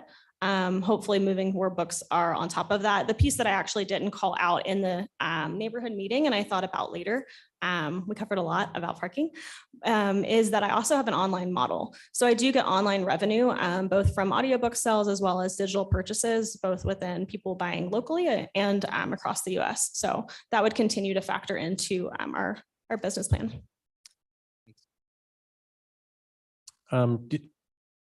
So will this have a digital component to it? Technology wise, I mean, instead of coming in and grabbing a paperback book, people have the opportunity to digitally download that content right from the store, correct? So those are different things. So there's digital content, which is more like e-reader content. I don't actually dabble in that today. It's primarily managed by Amazon. So what I'm talking about is actually ordering books, physical books digitally. So you can go to my online site and order any book that I don't have on my shelves, as well as anything I do carry. And that would be sent directly from our distributor. That doesn't even come out of my door, so I'm not warehousing it. There's really great independent organizations that partner with independent bookstores, including Libro FM for audiobooks and bookshop.org to support indie bookstores. So I basically get commission from those platforms. Yep. Okay. As far as the kind of a community gathering place, is there going to be opportunity for kind of community games, game night type things? In my mind, I've seen a lot of places that are starting to pop up that literally are you just go there to play games. So is that something that would be part of this? And just trying to think of the community involvement and, how to get more of that. I mean, I like, what's the one with the holes? Cornhole. Cornhole, something like that. I don't think we have a lot of space to do much more complex games, if you will. This is more like Monopoly card games. Oh yeah, card games were, Okay. yeah, old fashioned board games. Yeah. Okay. Any other questions? Anything else for staff? No? Right. Do you have anything further for us or? No? Thank you so much for your time. Thank you. Appreciate it. With that, I will take a motion to close the public hearing for file H 2023-0010 4th Street Books, Pearl House Collective. So moved. Second. It's been moved and seconded to close the public hearing for file number H 2023-0010. All in favor, say aye. Aye. Opposed? Public hearing is closed. Would like to go first. I will, Mr. Chair, if you'll so allow me. I will allow it this time. Just one time. This- Okay, I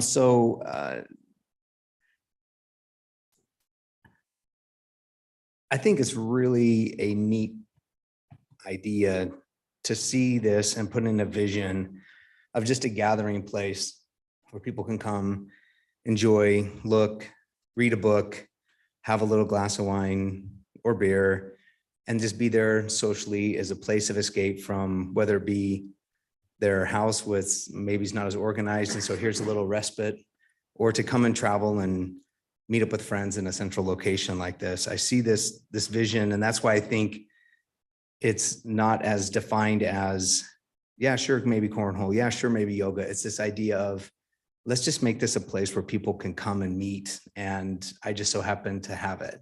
And that's what I see here. So it's kind of like a lot of heart-led. As a commission, we don't validate business plans, insurance, equity portions, stakeholders, shareholders. We're looking at a rezone. That's something that's already marked on the flume. So those kinds of things are not our risk on those things with the business plans. And there's many business plans that were looked at lock solid that next thing you know, they're foreclosed. So those aren't our ideas to look through.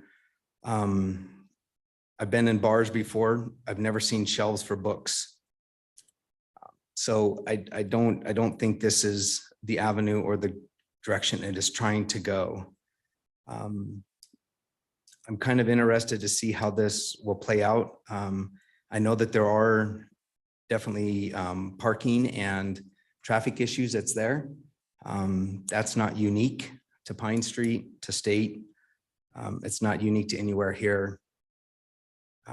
But the mitigation of that and the protection of that and how to look at it is something that needs to be factored in. And one of the things that struck me as we listened to our citizens talk and this vision that the applicant brought forward is that what was laid out also are all the obstacles why this should fail. All the problems why it shouldn't succeed. And those issues of the noisy, of the neighbors and the kids and the nighttime and the troubles to parking and everything like that could be all the reasons why she could also say, yeah, let's not do it. But she wants to move forward and try to bring something nice into the community. And there's a risk reward with that too, and someone that actually lives close in proximity. So to me, that I see this, I see it as someone that just kind of has a heart for the downtown Meridian in a different avenue than Josh Everett's, but still has somebody that has a heart for it and wants to do something that can bring it up. So. Commissioner Lorcher, Mr. Chair. go right ahead.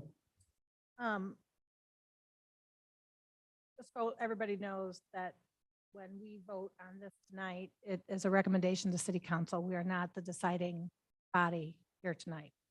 We weigh in based on what is in the best interest of the city and what is in the best interest of our community and our long-term growth that fits into our comprehensive plan. A precedent has been set on that side of the community. There have been antique stores, hair salons, real estate offices.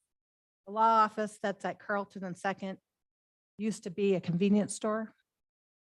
And my husband said that, you know, when he was younger, that the kids that were used to be at the mid-high, which is now Cole Christian, you know, would go over there during the day to be able to get little things. If you are anywhere between Second and Carlton or Third and State, the parking between the post office and the school is just crazy already. I go to the post office daily for my business, and I've given up on trying to pull into the parking lot. You know, I'll park on Main Street. And it's the effect of people who love Meridian and want to live here. We're over, what, 110,000 in our community, and Old Town is definitely taking some of those effects. With that in mind, to be able to diversify and offer different types of independent businesses, not corporate box stores, is something that rarely happens in our community.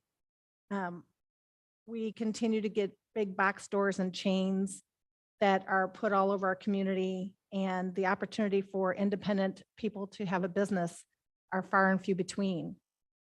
And if using the example of Hyde Park as a vision of what Old Town could look like to become a vibrant, walkable, independent place to be able to live and work, and not everything be on Eagle Road or everything on Overland Road, so that we see Old Town vibrant, I would be in favor of this. Understanding that the community and the people who live there and the open lots that are there belong to someone else, and that can become someone else's house. It can become someone else's business. So unless you own it, you don't have control of it. It just happens to be there. Working with the fire department and the police department to make sure that people are following the speed limits will continue to be important. I drive that area daily.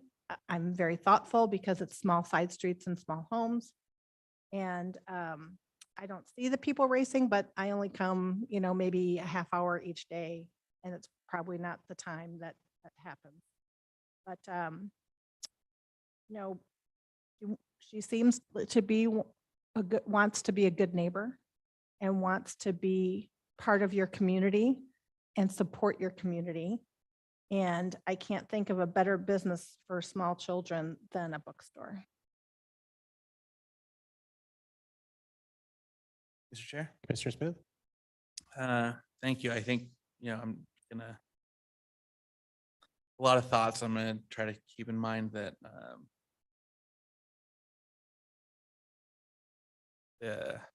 try not to go too long. I just want to read really quickly from the staff report, and I assume this comes from the comprehensive plan, but feel free to correct me if I'm wrong. The property is designated Old Town on the future land use map. The designation, I'm going to skip a couple lines, but sample uses include offices, retail, lodging, theaters, restaurants, and service retail for surrounding residents and visitors. A variety of residential uses are also envisioned and could include reuse of existing buildings, new construction of multifamily residential, overground floor retail, or office uses. So that pretty much seems that this seems to fit that definition to a T. And this, I know there's concern about a rezone. It's not currently Old Town, but in the future land use map, it is Old Town. It's designed to be part of, or it's meant to be part of this downtown Meridian. And I get it. It's really tough sometime with change. And I know there's a lot of what ifs, but those what ifs go both ways. I know there's been talk of, you know, what if it stays residential, and you know, some unsavory character moves in. What if a really nice family moves in? I've also heard, what if this fails and gets replaced by something else? Or what if someone is drunk driving this area? What if it becomes a really nice area for the community to get together? What if it becomes not a risk for children in the area, but their favorite place to read a book? So I think we can't dabble in what ifs. Those are all theoretically possible. But we have to understand the intention for this area being part of the Old Town, part of this downtown Meridian, and understand the reality that there's a lot of discussion around transportation in this area, public transit, parking, growth, businesses. And there's kind of this cold start problem where, well, people aren't going to use public transit unless they have places to go. And they're not going to have places to go unless there's people to, you know, there's not going to be places to go unless there's adequate foot traffic. And we have someone who, based on their involvement in the community, clearly cares about the area and is willing to be a first mover in this area and willing to help support this vision for a walkable Old Town. And I think it's commendable. Yes, it's tough. It's this growth it's like walking in a busy crowd. There's sometimes there's jostling and sometimes there's discomfort and overwhelm, but a city that does not change over time dies. So with that, I understand the concerns. I am empathetic. I've had similar things in areas where I've lived where there's concerns over growth and how that impacts me as a resident. I get it. But I think this is the right fit for this community, for this area of Meridian and what it's intended to be for the long run growth of the city. And I commend the applicants. I commend also the residents for speaking up. It is great that you are here. This is valuable and commendable. But in the end, I do think this is a really valuable asset for this community.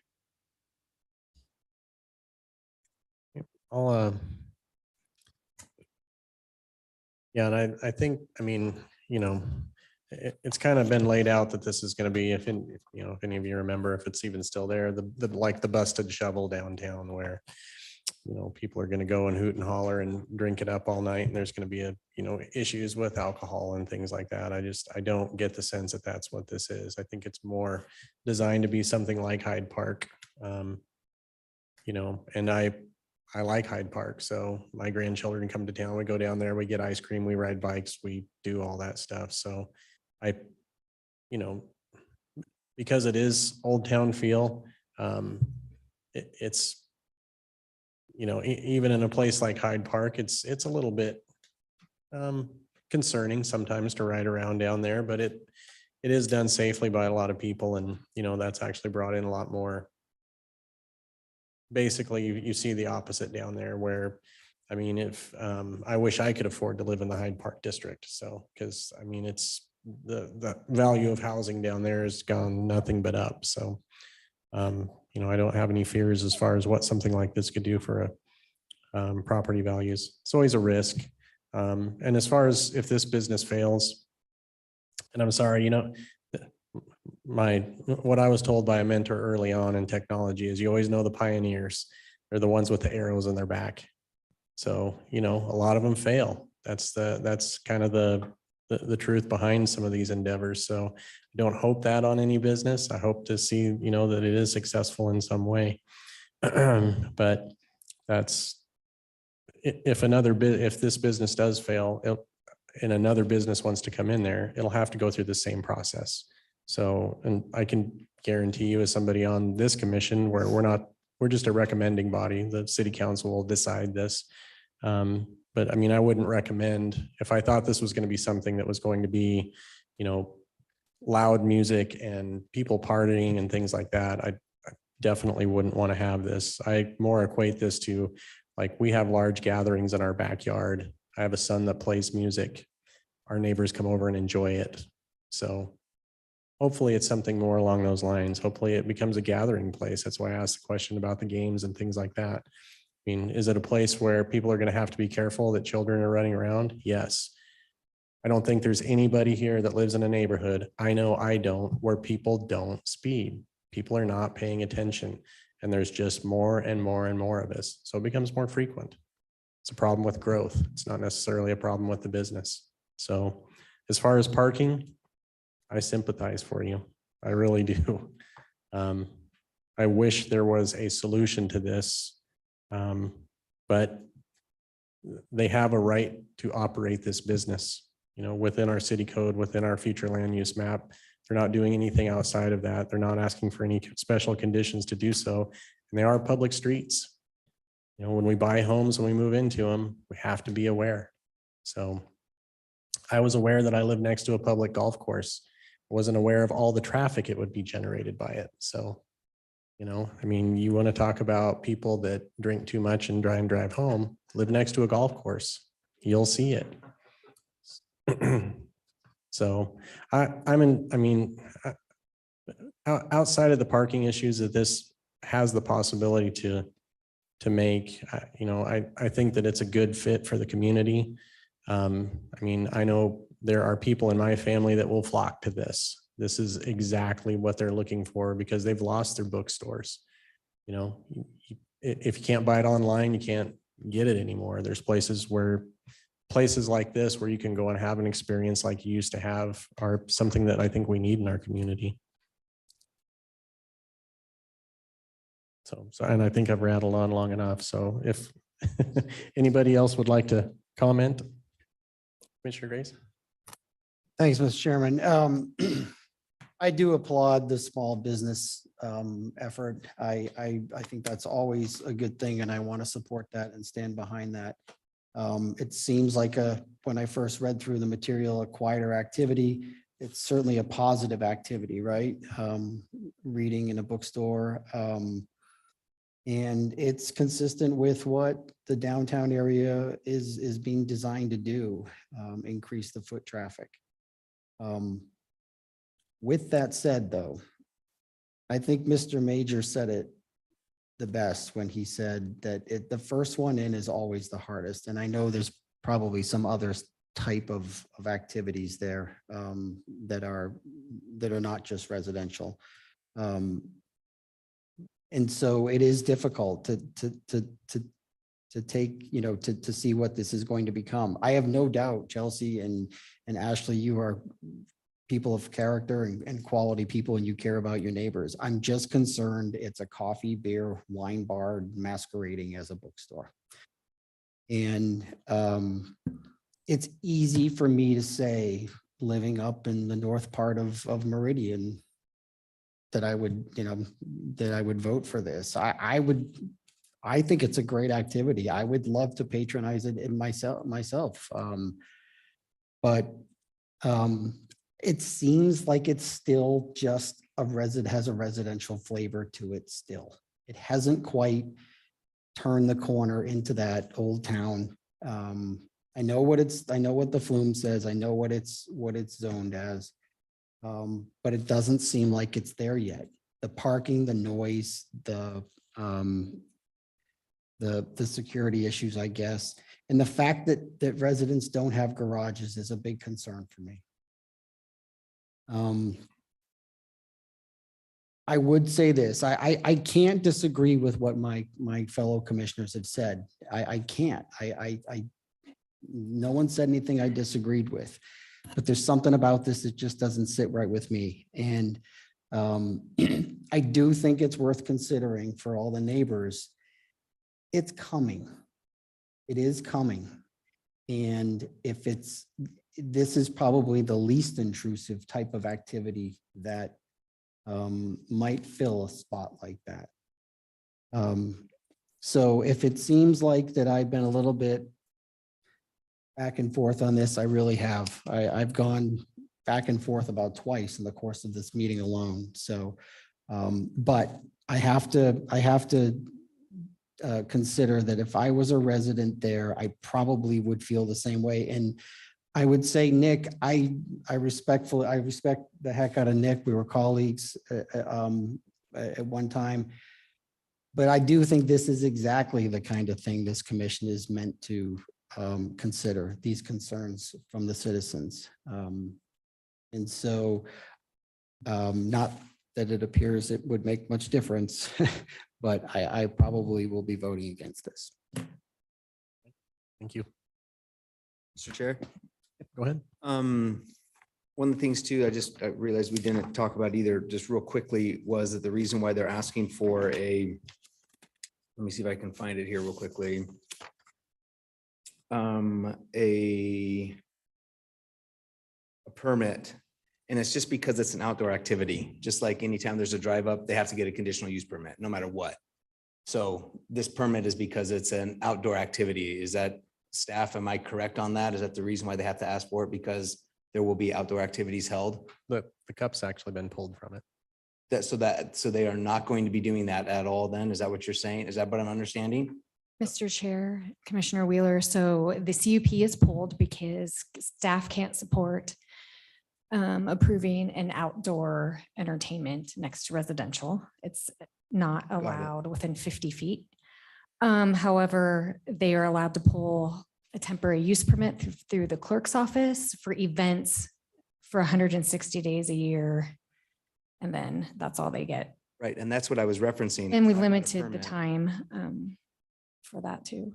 So, Okay, so that's what I was referencing. I was saying the permit, oh, so it's the temporary use permit. the temporary use permit, not the conditional use permit, Correct. right? Okay, so I was saying the same thing. Oh, okay. It was just getting crossed in the way that that was said then. And that's just because it's an outdoor activity, correct? That is correct. Okay, all right. Okay, I just wanted to make sure then on that. So, well, I'm ready to make a motion. Mr. Chair, if I can just elaborate on a couple things that I heard from. Absolutely. And I have to say, I applaud the neighborhood for coming out because that's what this process is about. It's good to see you guys here and caring about your neighborhood and the community, because that's how all of us feel about Meridian as well. So we take your comments very seriously as we deliberate and we work on these projects. But there are a couple things that I want to clear up. One, I'm glad you touched on the permit because one of the residents had brought up that conditional use permit and there was still some miscommunication behind that. So essentially, we need you to acknowledge the withdrawal of the conditional use permit tonight. So as it transitions from you to city council, the agenda will be amended to exclude the CUP and only include the rezone. So please include that in your motion tonight. The other thing is, to some of the testimony you heard tonight is, yes, there's a comprehensive plan. And there's a flume designation and you rezone, then the plan supports what the applicant wants to do with the rezone. But there's also other companion documents that go along with that. And one of those documents is what we call destination downtown. And the only reason why I'm bringing this up is because this neighborhood is part of the neighborhood preservation area as part of that plan.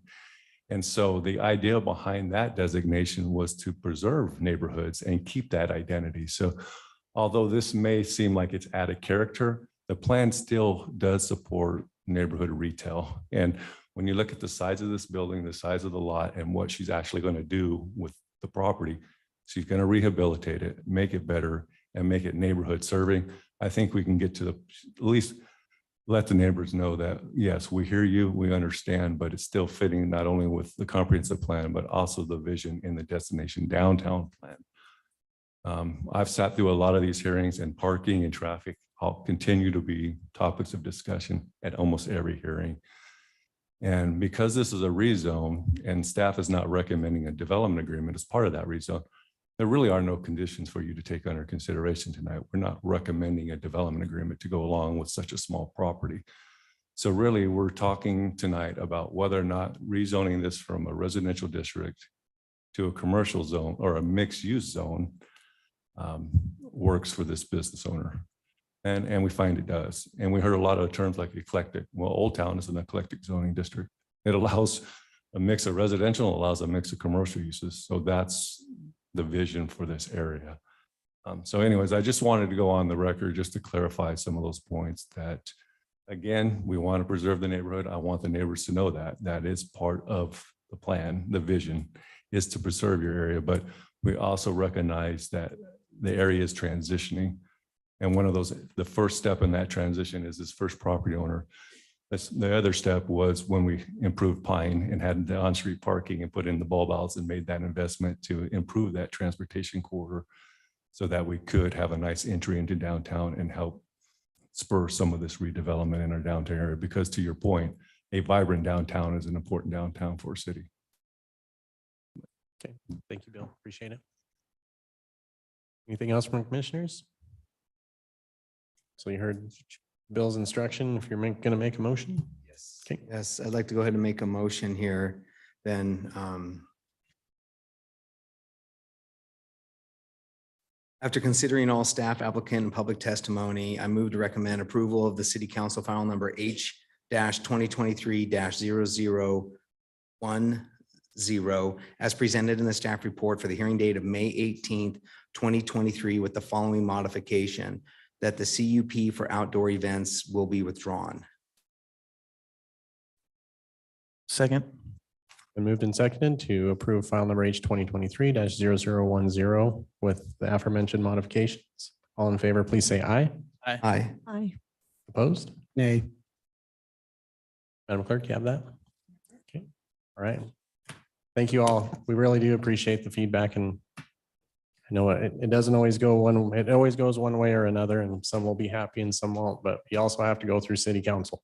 So part 2.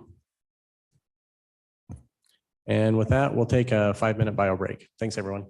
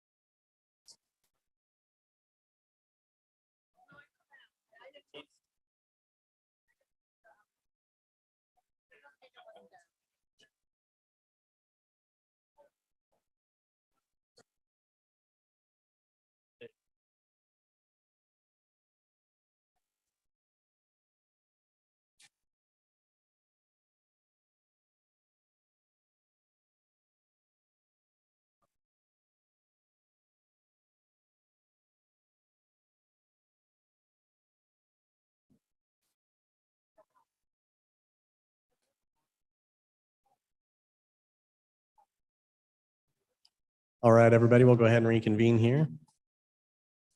And we'll open up the file for H 2023-0020 for Dutch Bros at 10 Mile, and we will begin staff report. Thank you, Commission. The applicant is here and is going to present their project for Dutch Brothers at 10 Mile, and they submitted a conditional use permit. The site consists of 1.5 acres of land, zone CG, located at 320 and 330 South 10 Mile Road. History on the property is it was annexed in 2013, and there is a recent development agreement in 2021. The comprehensive plan flume designation is mixed use commercial. And the summary of the request is a conditional use permit for a new 5,825 square foot multi-tenant building with a dual drive-through for Dutch Brothers Coffee Restaurant on approximately 1.5 acres of land in the CG zoning district to allow the requested drive-through use within 300 feet of another drive-through facility, residential district, and existing residents. The proposed multi-tenant building will include space to accommodate the Dutch Brothers Coffee and up to 3 additional tenants upon project completion. The proposed site layout for the Dutch Brothers Coffee facility includes a separate stacking lane that provides queuing space for up to 27 vehicles, which is located behind the drive-through window. The drive-through itself starts at the north side of the building and exits at the southeast side facing South Innovation Lane. At this location, the company has proposed implementing a runner system where employees will take orders and charge customers in person while walking alongside vehicles in the stacking lane. And customers may also place their orders at the window when there are no cars in line. If there is excessive overflow from the drive-through lane, it will be stacking into the parking lot from the east rather than spilling into South Innovation Lane or West Cobalt Drive. The concept plan also shows that stacking lane is separate from the drive aisles and parking, which allows for easy access to the rest of the development. Access is proposed on the site from South Innovation Lane, a private street on the west side of the property, and the collector road to the south, West Cobalt Drive. Vehicles will enter the site from the east and will either park in the lot in front of the drive-through or continue to the west along one of the 12 feet drive-through lanes, merging to the coffee kiosk and exiting back to the drive aisle to the south. There is an escape lane provided just south of the coffee kiosk that exits to the drive aisle to the south. Direct access to South 10 Mile Road is prohibited. A minimum of 1 street parking space is required per 250 square feet of gross floor area based on the square footage of the multi-tenant building. A minimum of 23 parking spaces are required, and the applicant has proposed 35 parking space exceeding the UDC standards. Landscaping, the street buffer along 10 Mile Road and West Cobalt Road was constructed with the improvements for the 10 Mile Creek subdivision number 1 for the common open area and site improvements. Staff recommends the existing landscape buffers along South 10 Mile Road and West Cobalt Drive remain in place and shall be protected during construction on the site per the UDC. According to the UDC table, a 25-foot wide landscape buffer is required adjacent to residential uses. However, in this case, the property lines meet in the middle of the drive aisles, meaning that the use is not contiguous to the residential property, and that is on the west side. Additionally, the adjacent residential use has already incorporated a landscape buffer, sidewalk, and garages lining the private drive, which provides additional screening and buffering. Parking lot landscaping is required in the parking lot per the UDC standard. Staff recommends that a landscape strip be added on the east side of the parking lot in front of the parking stalls with a width of 3 to 4 feet. And that would be on the east next to the entrance. This will prevent vehicles from cutting through the parking lot. To accommodate the landscape strip, the parking stalls adjacent to the building can be reduced to 17 feet in length and the drive aisles can be reduced to 25 feet in width. The perimeter landscape buffer around the building drive aisles should be 5 feet in width. And per the UDC, each planter that serves a double row of parking spaces shall have at least 2 trees and shall be covered with low shrubs, lawn, or other vegetative cover. To meet the UDC requirements mentioned above, the landscape plan should be updated in the CZC submittal to show an additional tree in the 2 planters that serve the double row of parking stalls. Conceptual building elevations were submitted for the proposed project. Building materials consist of fiber cement, siding, stucco, metal roofing, stone, veneer, and Eldorado stone, canopy, soffit, and natural northwestern spruce and glazing. Final design is required to comply with the adopted 10-mile crossing design guidelines. There is no written testimony for this project. And staff is recommending approval of the conditional use permit with the provisions listed in the staff report in accordance with the findings. And that concludes staff's report. And if you have any questions, I will stand to hear them. Great. Thank you very much. The applicant like to come forward? Hi, my name is Brianna Uwe. I am a project planner with Barghausen Consulting Engineers representing Shana Randall on this project.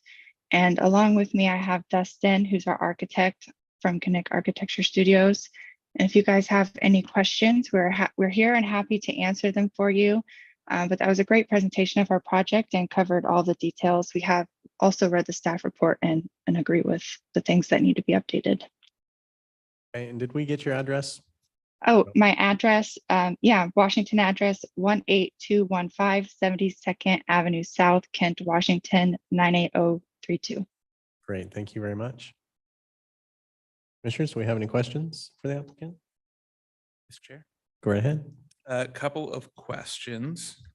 One, I just want to make sure I'm looking at the elevations right. It looks like there is a walk up for Dutch Bros. Am I looking at that correctly?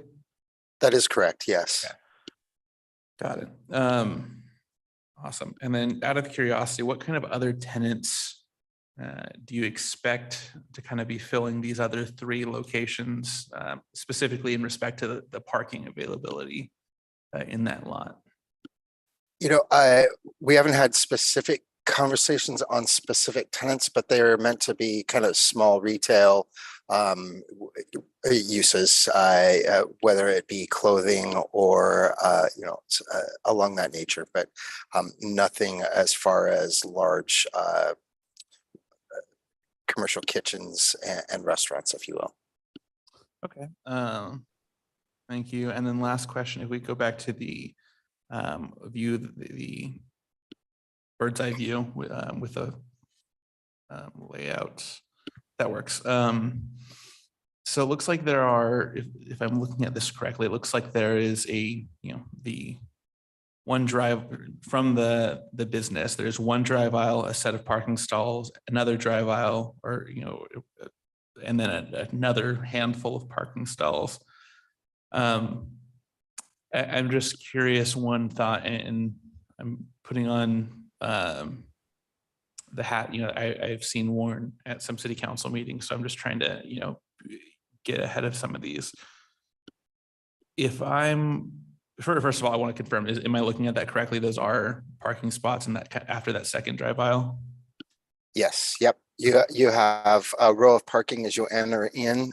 That's the first row. You see a single row of parking, and then the drive aisle. Then you have a double stack, and then you of parking, and then you have a small area of parking in front of the building as well.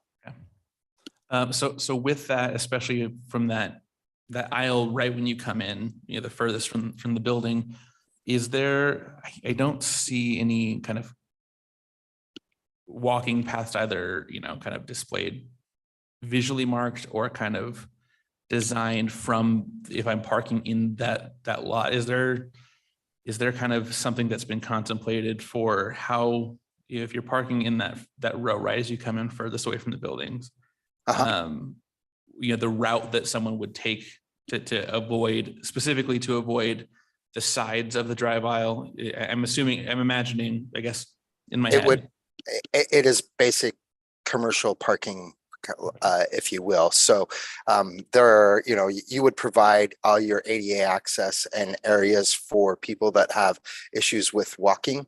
But it would be much like any commercial parking lot where you were parking out in the lot and you would make your way to the store. Typically, you're not going to see a whole lot unless you have a major development with multi large box stores, and then you probably are going to see a little bit more of a walking route from and to other box stores. But because we are a single commercial building, there was not the additional need for additional walks. We do provide a access from the public right of way for any walking individuals. Most people that will be using Dutch Bros, and that Dutch Bros is kind of 90% drive through and 10% walk up. So most of the uses would be, would be the additional parking spots. Yeah, that makes sense. I guess my thought is, and I understand this is an exaggeration, but this is the closest analogy that I can think of. It's imagining parking and you're kind of in this eye of a storm, if you will, where there's drive through and there's cars queuing and coming in and out around you. And if those parking stalls, that longest set of parking stalls in the middle, the kind of middle section, if those are filled, the only way for someone to get around is either you have to shimmy your way through the parked cars or go around in kind of adjacent to traffic. So and literally it could be as simple as, maybe, do I have the dimensions wrong? Would there be space maybe alongside that landscaping that separates the parking stalls from the drive aisle that someone could walk without getting into the drive aisle specifically? No, there is not. It's all designed as typical parking spaces. And access would be no different if you were parking at a grocery store and at the back line of the grocery store and making your way to the front of the store. It is not a large enough site to allow for additional walking. We provided, as many parking spaces as we could for the additional tenants as they come in and allow for their growth. But an internal pathway and walkway just is not it's an additional cost that is not really conducive to promoting the rest of the businesses. I could see it if we had separate multi-tenant buildings.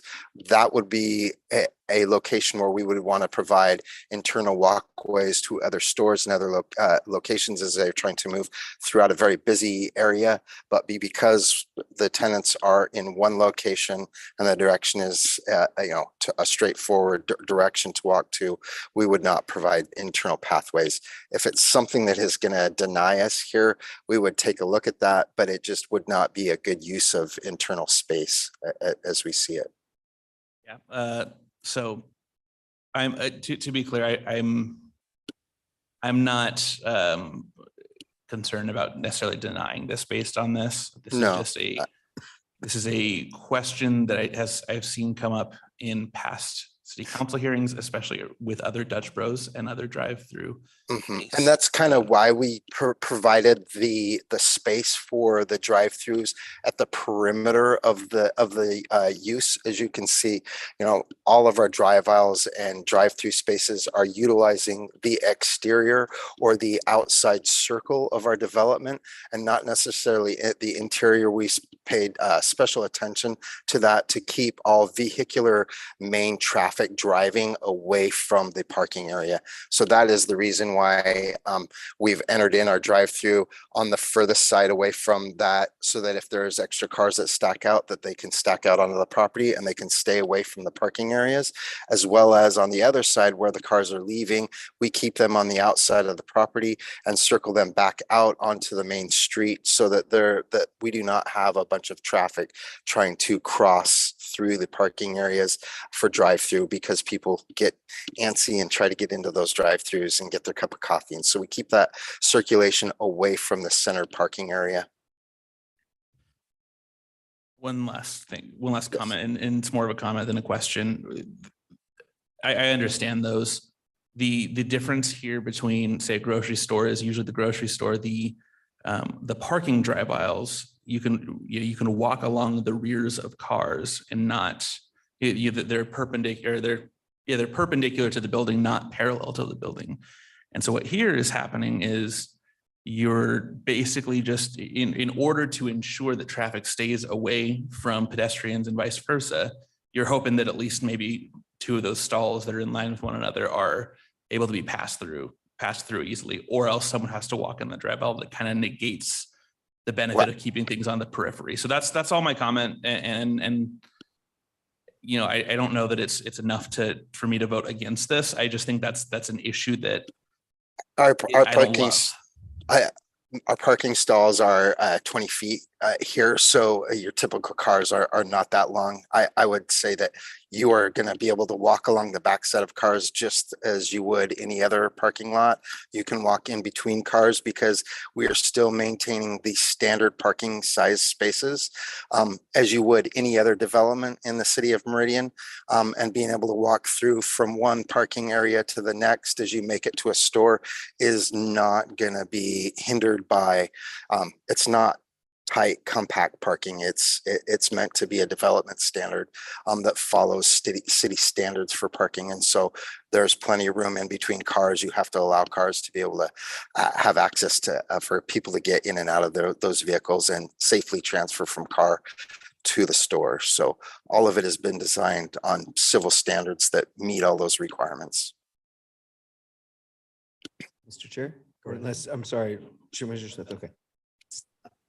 So I have a question to them. Based upon that, are you going to put like marking arrows or like exit here on the asphalt or signage? Yes, it's kind of hard to see on the exhibit that's up on the screen now, but there are arrows. We do like at the escape lane that was spoke about. As you're leaving that escape lane, you can see there's a public access that comes across from the city sidewalk that says stop. There we have many directional signage items that go around the site as well that direct cars where they are to leave and where they are to come to. So that is one thing that Dutch Bros does very well, is traffic mitigation, because they are very well aware of the amount of traffic that they get at their drive-throughs. So on top of the directional signage, both painted on the ground and physical signage, you also have what are called line busters that work for Dutch Bros, and they are kind of schooled in and being able to help direct traffic, as you will, as the business gets busy. They help people leave and escape. They help direct people and provide direction as individuals. And the Andrews typically have about 3 line busters out there because their stores are very busy. So perfect. Yep. Thank you. Yeah, you're welcome. Is this the first of this concept where you have other businesses in the same building? Not for Dutch Bros themselves in your area. It is going to be one of the first Dutch Bros as an end cap unit. I do know that they have one other location in an adjacent town that is also an end cap unit, and it's quite busy, and people use it quite a bit. So it's not a new venture for Dutch Bros or the tenants that are building this. It is a current business model that they're actually running. So, Okay, thank you. Mhm. Commissioners, any other questions? Do we have anybody? Mr. Chair, we do not.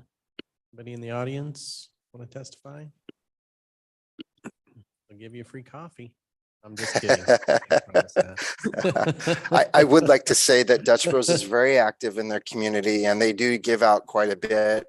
They have days where they will hand out, they have special days where they hand out stickers, and they do give free drinks, and they are actively, they give 1% of their profits back to community efforts. So whether it be with the local police force or community drives for the homeless and the hungry, they do pitch back into their community quite a bit.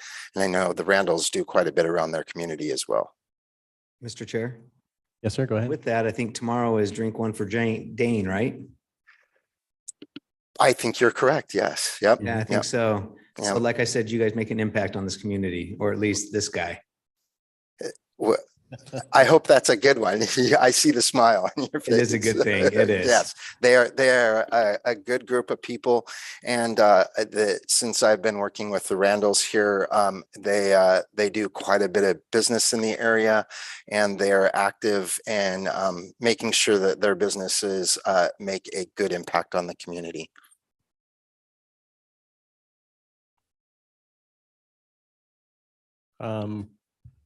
All right, thank you very much. If we have nobody that wants to testify, I will, and the applicant has nothing further to add, I will ask for a motion to close the public hearing for H 2023-0020.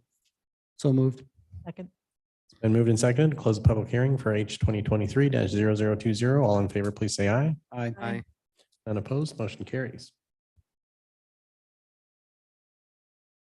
Only thing that, and darn them for being so busy. Just the way that they have the two lanes now instead of the opposing lanes, where the escape lane kind of troubles me a little bit on this, because I can see that you're still probably going to have to wait through a pretty big line to get to that escape lane, but I don't know. That's about the only thing that I've struggled with. I'm glad that staff made the recommendation to basically put the landscaping in at the entrance there, because I think that'll definitely help to eliminate, kind of cut through traffic as it tries to, instead of going the way that it's supposed to, it's going to make people slow down, take the corner, go around, and avoid just cutting through all the parking spaces in there. So that was a good option in there.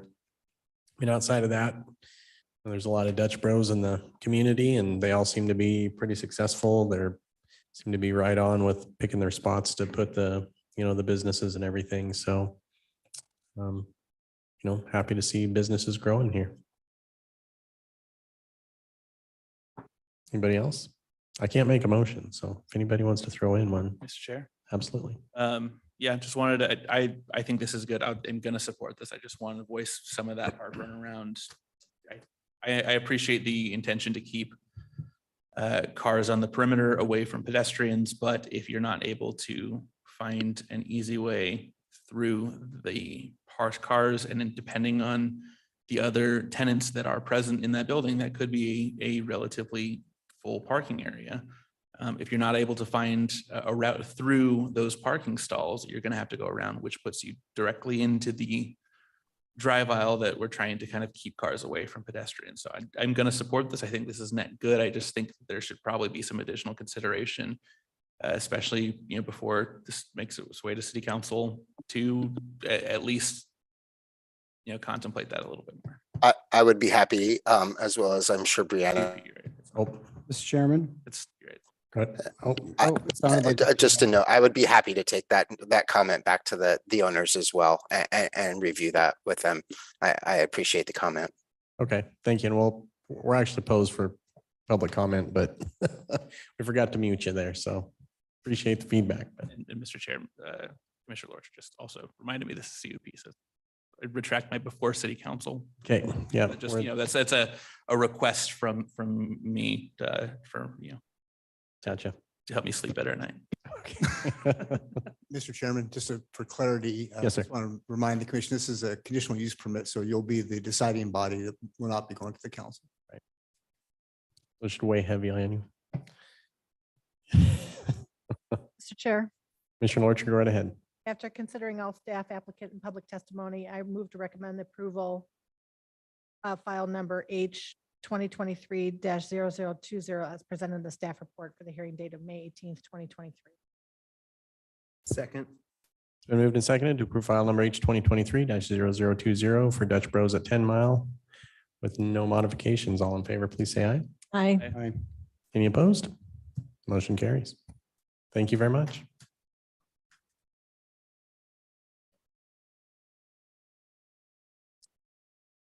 Okay, and with that, we will open file number H 2023-0011 for Cole Valley Christian School. We will begin with a staff report. Thank you, Mr. Chair, members of the commission. The next application before you is a request for annexation and zoning and a conditional use permit. This site consists of 71.28 acres of land. It's zoned RUT in Ada County, and it's located at 7080 West McMillan Road on the north side of McMillan, a quarter mile west of North McDermott Road. A property boundary adjustment has been tentatively approved by Ada County for this property for a land swap with the adjacent property owner at the southwest corner of the site, which will allow for the extension of Owyhee Storm Avenue along the project's west boundary. Final approval of the property boundary adjustment is required prior to city council approval of the annexation ordinance. The comprehensive plan future land use map designation for this property is medium density residential, which typically calls for 3 to 8 units per acre residential development. This property or this general vicinity has a school designation on it as well. This site is within the area governed by the Fields sub-area plan. Annexation and zoning of 71.28 acres of land with an R15 medium high density residential zoning district is requested. The applicant proposes to develop 48.48 acres of the site with a private education institution in accord with the future land use map in the comprehensive plan. The remaining approximate 23 acre portion of the site is anticipated to be used for future expansion of the school. Because the R8 zoning district is the most appropriate district for the medium density residential designation and accommodates the proposed use, staff is recommending an R8 zoning district instead of the proposed R15 district for the subject property. A development agreement is recommended as a provision of annexation. If the future development area changes to a use other than an education institution, staff recommends an amendment to the agreement is required to include an updated conceptual development plan. The annexation boundary does reflect the boundary of the proposed property boundary adjustment, just for clarification. A conditional use permit is proposed for a private education institution on 48.48 acres of land in the, it's required in the R8 and the R15 district. So we're good either way on that between what the applicant's proposing and what staff's recommending. The use requires a conditional use permit approval because it exceeds 250,000 square feet within a residential district. The square footage is actually 259,919 square feet. It includes lighted fields adjoining and within a residential district. It will generate in excess of 1,500 vehicle trips per day at approximately 4,132 trips per day. It takes access from a collector street, Owyhee Storm Avenue, and there is not a safe separate pedestrian and bikeway access between the neighborhood and the school site. The only real neighborhood in this general area is directly to the south across McMillan Road. We do anticipate future residential developments surrounding the property, but that area is yet to develop. Cole Valley currently has 2 existing campuses that will be relocated and consolidated into the proposed building on the subject property. The proposed school will be for pre-kindergarten through 12th grade, and the development area will include parking, access drives, open space for student play areas, and outside athletic venues. The new facility will service approximately 1,825 students with the potential to add 12 additional classrooms with future building additions on the south, east, and west wings, totaling another 15,300 square feet to serve an additional 300 students. 4 future portable classrooms are also planned on the site, totaling another 8,400 square feet. Development of the school site will likely occur in 2 phases, but may occur in 1. If phased, phase 1 is proposed to consist of all of the outside athletic venues except the tennis courts, a portion of the southeast parking lot, public restroom, outbuilding, partial construction of Ersatz Road, partial extension of Owyhee Storm Avenue, and the adjustment and piping of the Creason Lateral. Phase 2 is proposed to consist of building construction, remaining site development of parking lots, access points, play structures, extension of streets to the northern boundary of the school campus, and the public utility connections. The gray areas on the plan are future development areas for the school. Owyhee Storm Avenue, a collector street planned along the west boundary of the site at the half mile, and Ersatz Road, a local road planned by ITD along the east boundary of the site at the quarter mile, providing access to properties adjacent to future State Highway 16, are proposed to be constructed from the southern boundary at McMillan Road to the northern boundary of the school campus with development.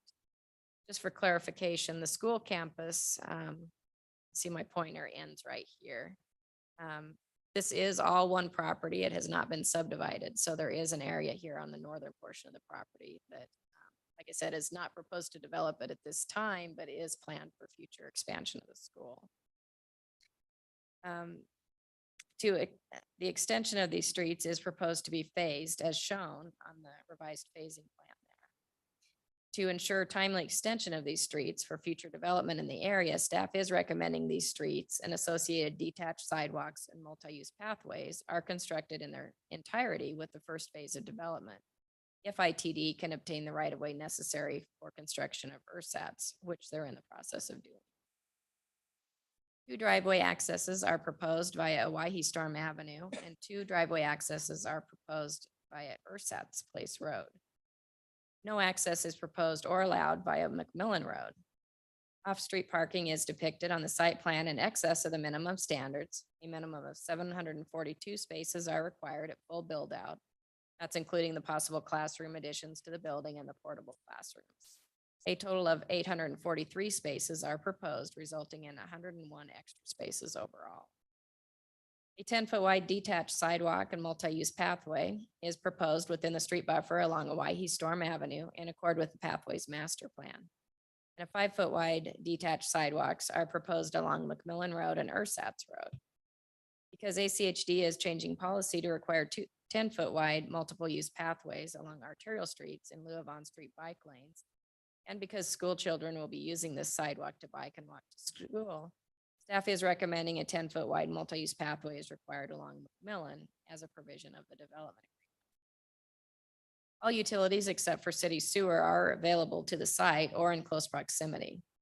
Sewer will be provided from the Canada lift station, which is planned to be completed towards the end of fiscal year 2025. City plans to install a trunk sewer from the lift station to be located near McMillan Road and Canada Road, 1 mile to the east near the intersection of McMillan Road and Star Road as part of the project. The school will need to extend sewer down McMillan Road and Owyhee Storm Avenue to the school campus in accord with the sewer master plan. The city is amenable to allowing a temporary lift station for the sports field concession and restroom building only, which shall be taken offline as part of the construction of the school. Building elevations were submitted as shown for the proposed 2-story school building. Building materials consist of a combination of smooth face and split face masonry in 2 colors and deep ribbed and smooth metal with large expansions of glazing, which should be low maintenance. Raised parapets are proposed for modulation and screening of rooftop mechanical equipment. Because the property is located within the area governed by the field sub-area plan, the general character, design, and identity of development within this area is required to have cohesive modern rural design theme. Because the proposed school doesn't front on McMillan and isn't oriented toward a Waihee Storm, and because it's not residential or retail commercial, staff does not recommend the building is required to have a modern rural design theme. However, some of the other thematic design elements that contribute to the desired character of the area should be adhered to, such as lighting, fencing, for example, split rail, landscaping, examples, tall fescues, dry creek materials, wildflower, street trees, etc. Public art, on-street bike lanes and off-street multi-use pathways, signage, example, maybe a metal roof on the sign, etc., as outlined in the plan. In accord with the plan, the applicant proposes to develop some of the areas adjacent to building entrances with dry stream beds with a mix of rock types, boulders, and plantings. In the portions of the site that will not be developed with phase one, a meadow seed mix is proposed to be planted for wildflowers and grass. An off-street detached 10-foot wide multi-use pathway is proposed along a Waihee Storm and recommended by staff along with Millen. And a detached 5-foot wide sidewalk is proposed along ersatz to provide safe access to the school from adjacent future developments. Prior to the city council hearing, the applicant should provide more details on how perimeter fencing, signage, public art, etc. Plan for the site incorporates the modern rural design theme in accord with the plan for inclusion in the development agreement. No public comments have been received on this application. Written testimony was received from Amber Vanoker, the applicant's representative. She requests that they not be required to extend a Waihee Storm and ersatz and the associated sidewalks, pathways, and street buffers to the northern property boundary of the annexation area, just to the northern boundary of the school site, as I showed you earlier, consistent with the revised phasing plan. Staff is recommending approval of the proposed annexation with an R8 zoning district, as I mentioned, instead of R15 as requested, with the requirement of a development agreement and approval of a conditional use permit per the provisions in the staff report.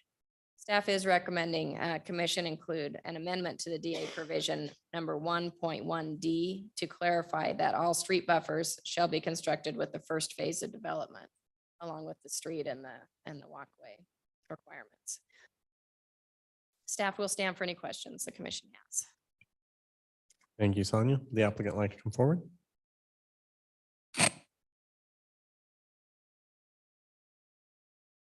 Good evening. We'll just need your name and address for the record, and the floor is yours. Good evening, Mr. Chairman, members of the commission.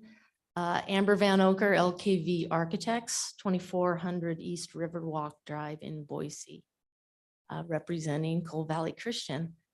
And I want to just start out by saying thank you. This is a 1.5 years of work to finally come and be able to speak with you all tonight. A lot of effort has already gone into this design process. We've had multiple meetings with city staff to try to get to the point where we are right now and not have a whole bunch of things that you have to deliberate over. So there's been a lot of effort put forth to get to this point. I do want to, we've got the room, it looks like. I do want to introduce a number of our team members. First of all, Alan Howlett, who is the superintendent of Coal Valley Christian. We've got some LKV design team members that are present. ESI Construction, which will be our construction manager that will ultimately build this project, is also present. Members of the Land Group, which is our landscape architecture and civil engineering team. And then Kittleson Associates, which is our traffic engineer, is also present. So we've brought the whole team to be able to answer any questions that you may have. Sonia and I have been back and forth over the last couple of weeks, kind of going through the staff report. There's a handful of things that I want to discuss with you this evening, but 98% of the report that's been written, we're in full agreement with the conditions of the staff report. We do want to discuss some of the extension of the roadways, which the city staff has already kind of mentioned that we would like to have a nice discussion about the actual timing of when those extensions would be done to the northern boundaries. I think from the perspective of the layout of the site plan, what we're really trying to design here is a pre-K through 12 grade facility in a very large facility, 260,000 square feet, 2 floors. It's the culmination of all Coal Valley Christian schools. They'll be relocating to this campus so they can all be underneath the same house. So from a design perspective, it was quite a challenge to make sure that we're laying out this facility correctly, laying out the site correctly. Obviously, access issues are a huge component to a facility of this size. My firm primarily does educational facility design. So we've taken all of our experience and our resources into this site layout, and we feel very confident of how it's flowing. There was quite a bit of effort put into working with the property owner to the south to be able to acquire the property to extend a Waihe Storm Avenue to the north, which we knew would be of utmost importance to the circulation of the site.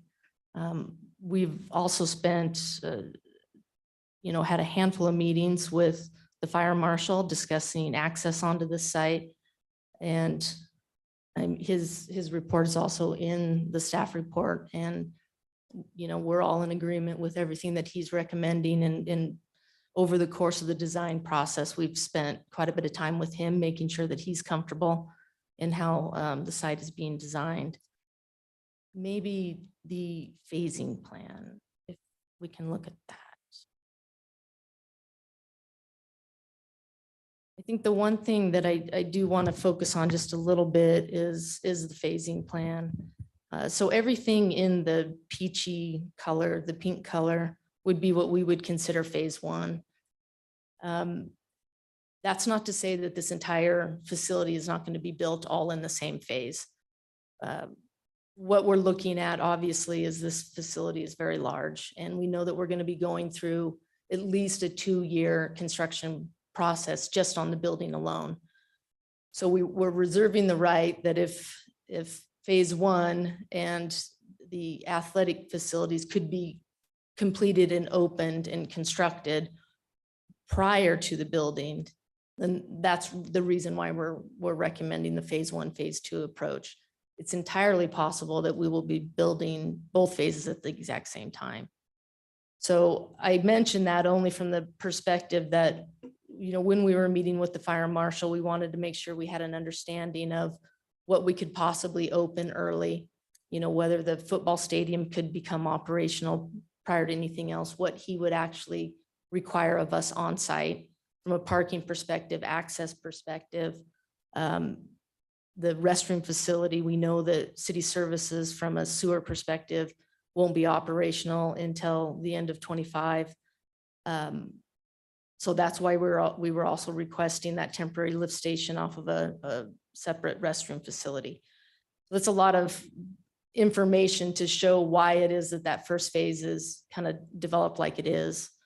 The blue color would be what we would consider phase 2, which would be the entire educational facility, remaining parking, and then the extension of both a Waihe Storm and Erstats to the east to the northern developed portion of the site. What we're requesting, which is a deviation from the staff report, is to not do that remaining 19 or so acres to the actual northern property line.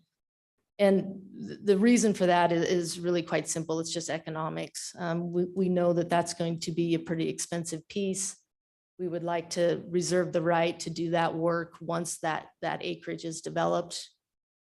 These initial phase 1 and phase 2, the school is not looking to develop that acreage at this time. So we want to wait and shift those dollars into phase 1 and phase 2. Everything will be written into that development agreement. We understand that we'll eventually have to develop that work. It's just more the timing of that. The other component is the work along McMillan, which also we're not completing it. That it's about 4 acres that fronts on McMillan. That's going to be left vacant. There is a requirement of the pathway and a fairly substantial landscape buffer that is required along McMillan for that stretch.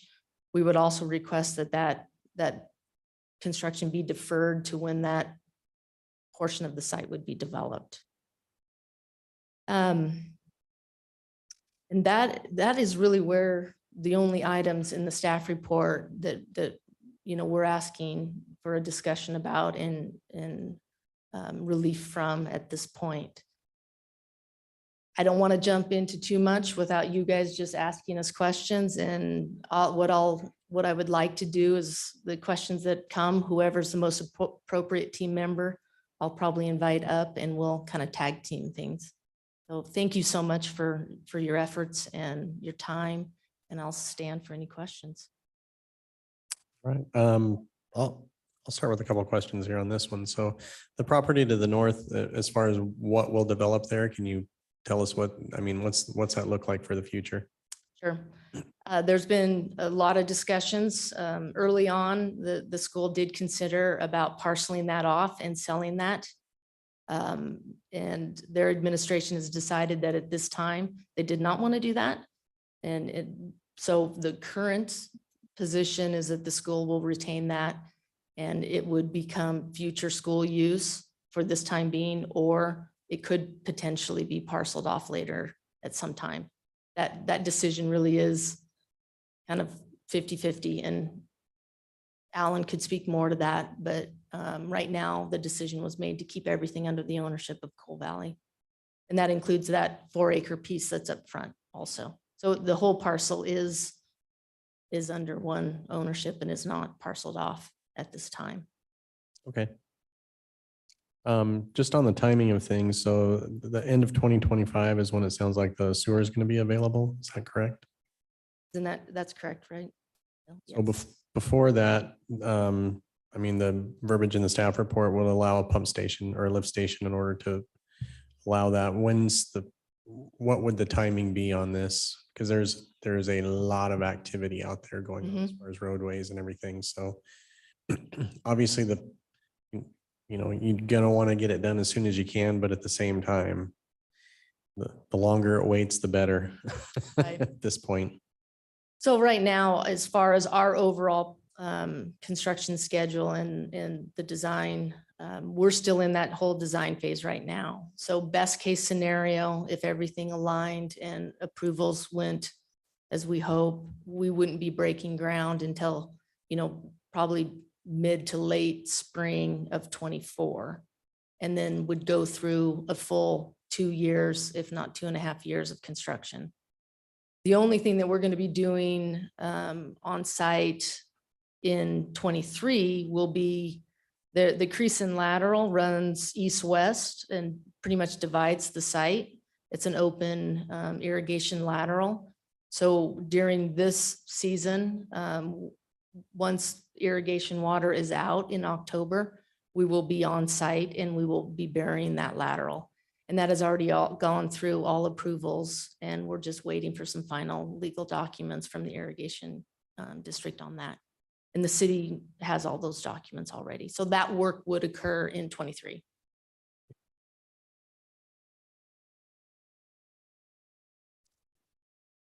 Mr. Grace? Thanks, Mr. Chairman. Amber, I'm a little confused. Is the Owyhee Storm Road just to the west? Is that what? I'm just Correct. having a hard time. Maybe it's my eyes or maybe I'm tired. Reading the map. And you're saying you just would prefer for now to have that go to the northern boundary of the current site and not all the way to the northern boundary of the entire parcel of. That's correct. We're requesting that those road extensions would stop at the developed area of the campus. Okay. There was some talk about possibly portable classrooms.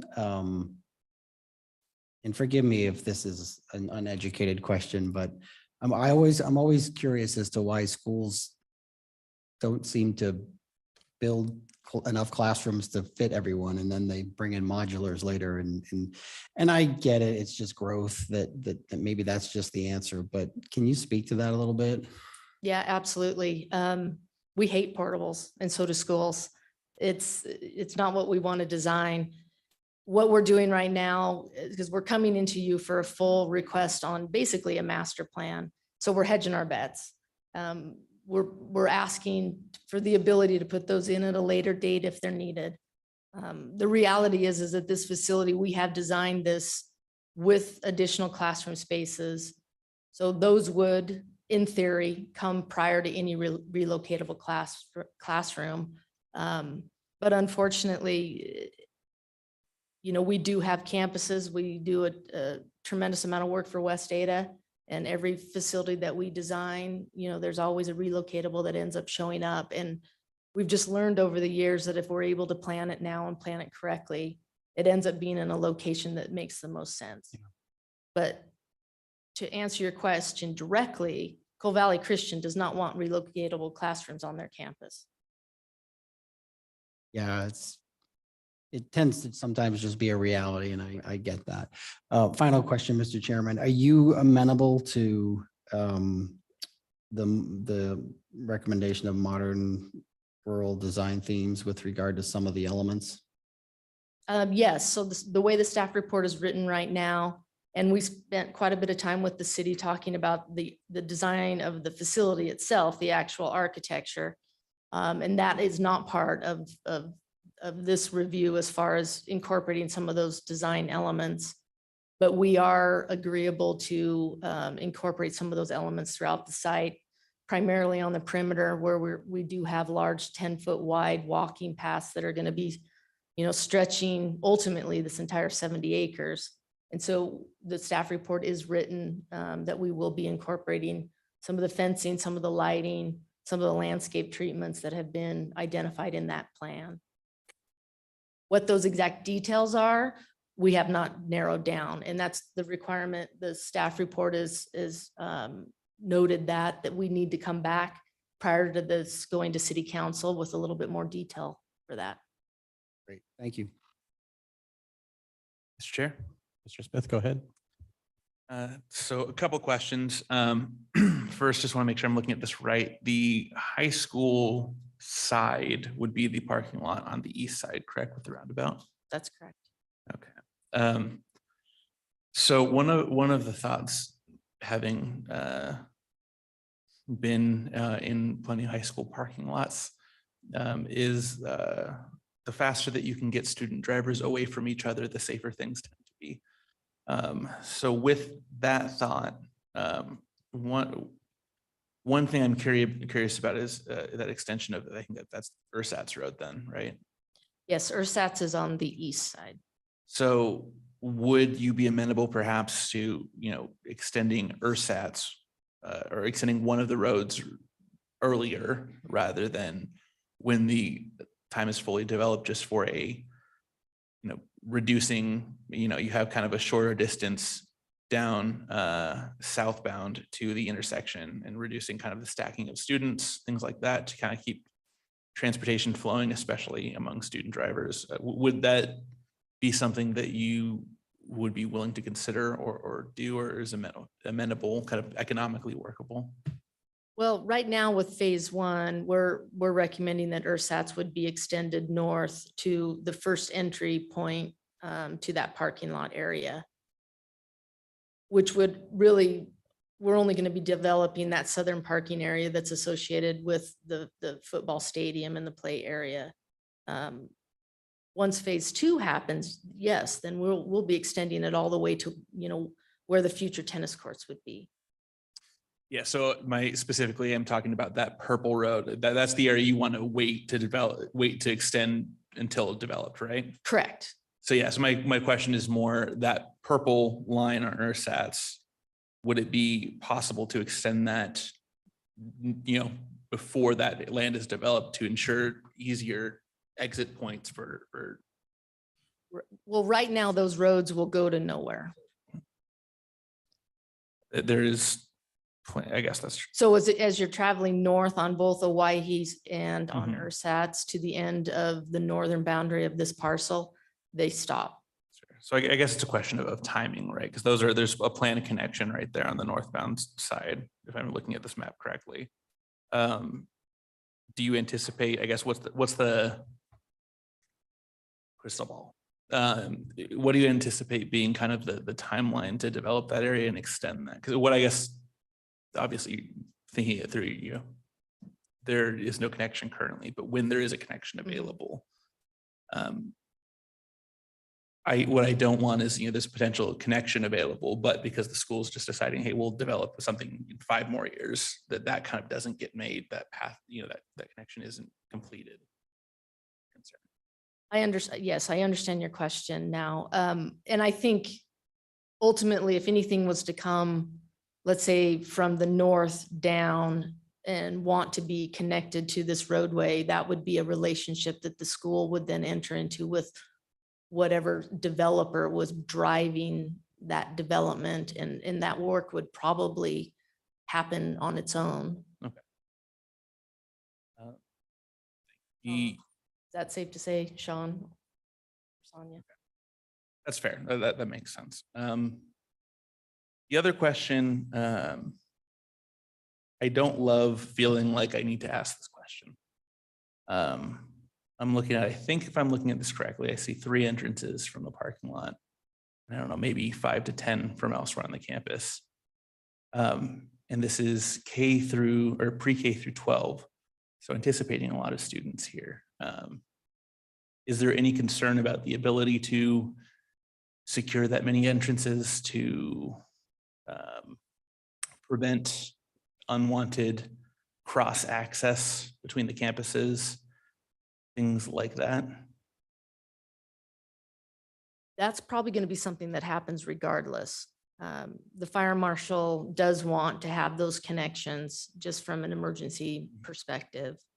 We've necked down that entrance that makes the connections between those 2 parking lots so that it's not as easy just to tear through that entire parking area, but to limit access to where the elementary would only be able to be accessed from Owyhee Storm or the high school only from ersatz. You know, that from a traffic perspective, I think would even make things more complicated. Yeah, to be clear, I'm not talking about eliminating all interconnection. I'm specifically talking about in the case someone shows up with ill intent to the school. Sure. You know, are there ways to ensure that either doesn't happen or happens to as small extent as possible?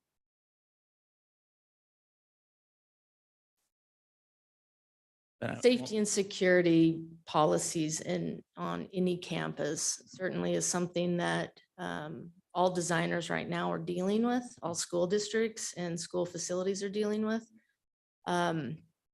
You know, I think it's very difficult to control the perimeter of a campus of this size. And if we control it too much, then you know, we limit our ability for emergency personnel to also be able to respond to the site. It's a tough one. I mean, the last thing we want is to be able to design a facility where we're putting, you know, a razor wire fence around the whole facility. You know, we don't want that. So there is a lot of control that does happen just from the administrative personnel and how they manage a campus of this size. It's a tough question, and I wish there was an easy answer for that. Yeah. Commissioner Seaman. Go ahead, Commissioner Chair. I believe on the south side of Owyhee Storm, there is a fire station and a police station going in, correct? So having access for McMillan on Owyhee Storm will give better access to Cole Christian. So that's important that there's connectivity. From a rivalry standpoint, Cole Christian and Owyhee are not in the same districts. So, you know, 2A, correct? 3A? And Owyee's either in 4 or 5A. So, you know, as far as the rivalry is for the schools, for them to have ill intent on Cole Christian, they don't play in the same league. So it would just, it's not like they're rivals because they're playing against, they would never play against each other. So I don't know if that alleviates some of your concerns about bad behavior, but, you know, we've had bad use of, like, between Rocky and Meridian, but because they were in the same district. Anyway, just a Sure. comment. Yeah, just to clarify, and I guess I was trying to be gentle about it, but I'm less concerned about rivalries and more just active shooter scenarios specifically. And just thinking out loud, less of any specific comment, just understanding where we're at from a broader social perspective and wanting to make sure that I don't doubt that that's already considered. I just want to make sure that And there discussion is- is also emergency access that's provided, all the way around the entire facility. We're not encouraging, so as you travel north on Ersatz up to where the future tennis courts and a future maintenance facility would be, there's another entry point. And that entry point will also connect to emergency access roads, which loop the building itself. Those will be controlled. We will not be, they'll be gated and controlled points that only administration and emergency personnel will have access to those access points.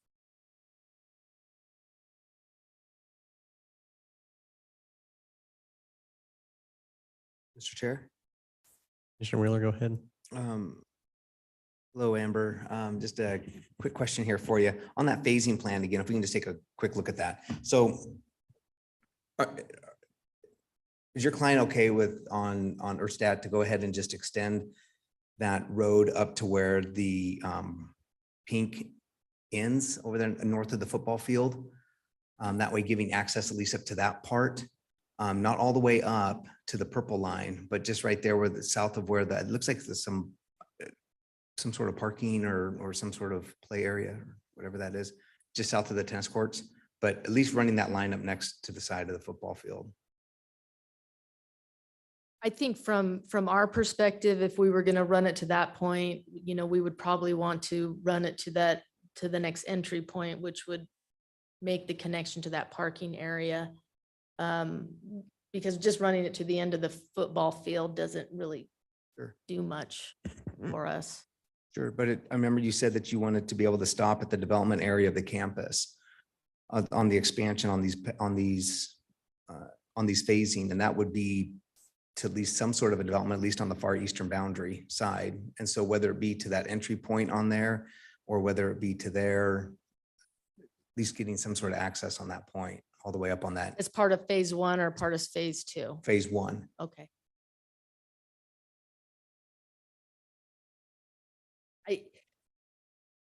What we're more concerned about is the development of the roadways past the phase 2 scenario.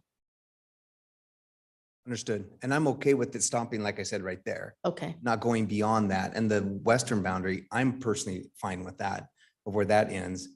I'm just saying that way we can match that and mirror that with where the On the other, phase- where a on the White other side, on storm the east is. side. Yeah, on the east side. At least that way it matches it up on the development phase side. Something to consider on that side. Sure. That's all on that. And then on the landscape buffering along McMillan, you guys were wanting to hold off until that southern portion of that land is developed. Is that what the client wanted? Yes, that's correct. We're not developing that frontage as part of this application. So the idea of going in and developing a 10-foot pathway and 25 feet of landscaping that really doesn't connect anything. We just didn't see the point of that in this phase. Would it do connect? that. I'm sorry, go ahead, Amber. Because we only have that front, I don't know, does my mouse work? Oh, looky there. It barely works. Lord.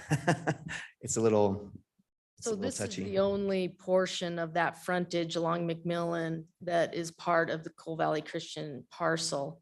So, and this is privately owned here, this parcel.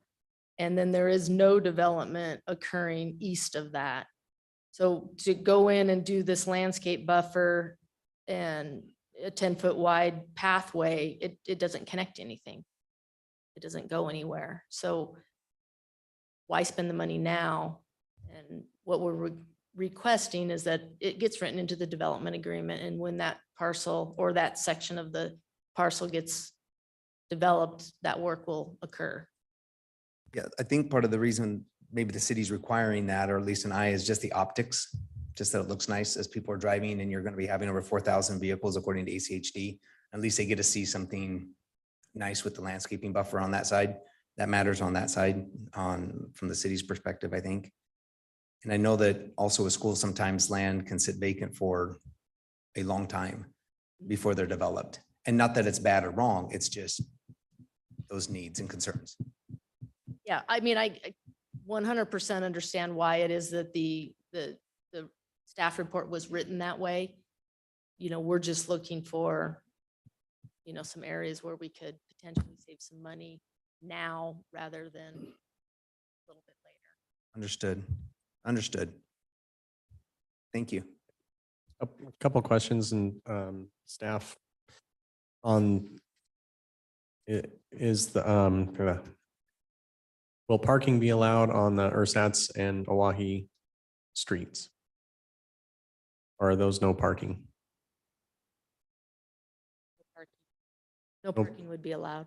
No parking on those streets? Okay. What's the relationship with the owners of the parcel that's on the south part of the property? Good. He agreed to do a land swap with us. So that's how we were able to acquire the property in order to extend a Oahe storm. Okay, but you have no idea how long they're going to stay there or anything along those lines? Okay, so He's an elderly gentleman that's been there for a very, very long time, and okay, it's his farm. So same question with the properties to the north of this. to the north, it's vacant land now, and I'm not aware of the owner, and we have not had a lot of communications.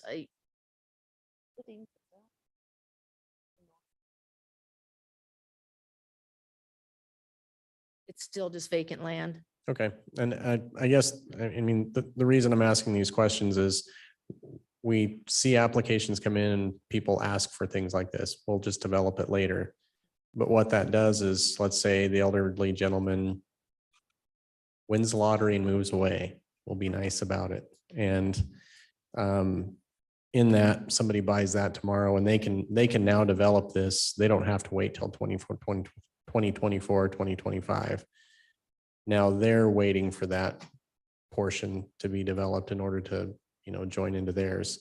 There's also pieces of land out there on McMillan is one of them, where there's a piece of land that there's a bike path on one side of a property, and there's a bike path on the other side of the property, and you get to go out to McMillan Road, which is really sketchy, and ride along this little piece of property. And so there are places like that that don't seem to make sense. They don't seem to go anywhere right now, but with not knowing when or how anything else can develop, I think that's why staff is probably trying to get us to, they want that to go all the way through. That way, if anything comes in and develops, it can just develop. There's no waiting on anything. There's no working out a relationship or anything along those lines. Because if it happens tomorrow, it happens tomorrow. So that's something that, you know, and me as somebody that, you know, thinking financially, I'd rather just know we're going to do it now and we're not going to have to go, you know, in the middle of 2025 when you guys are like, yes, we're going to go do this. Oh my gosh, we have to develop this part now that we didn't have to before.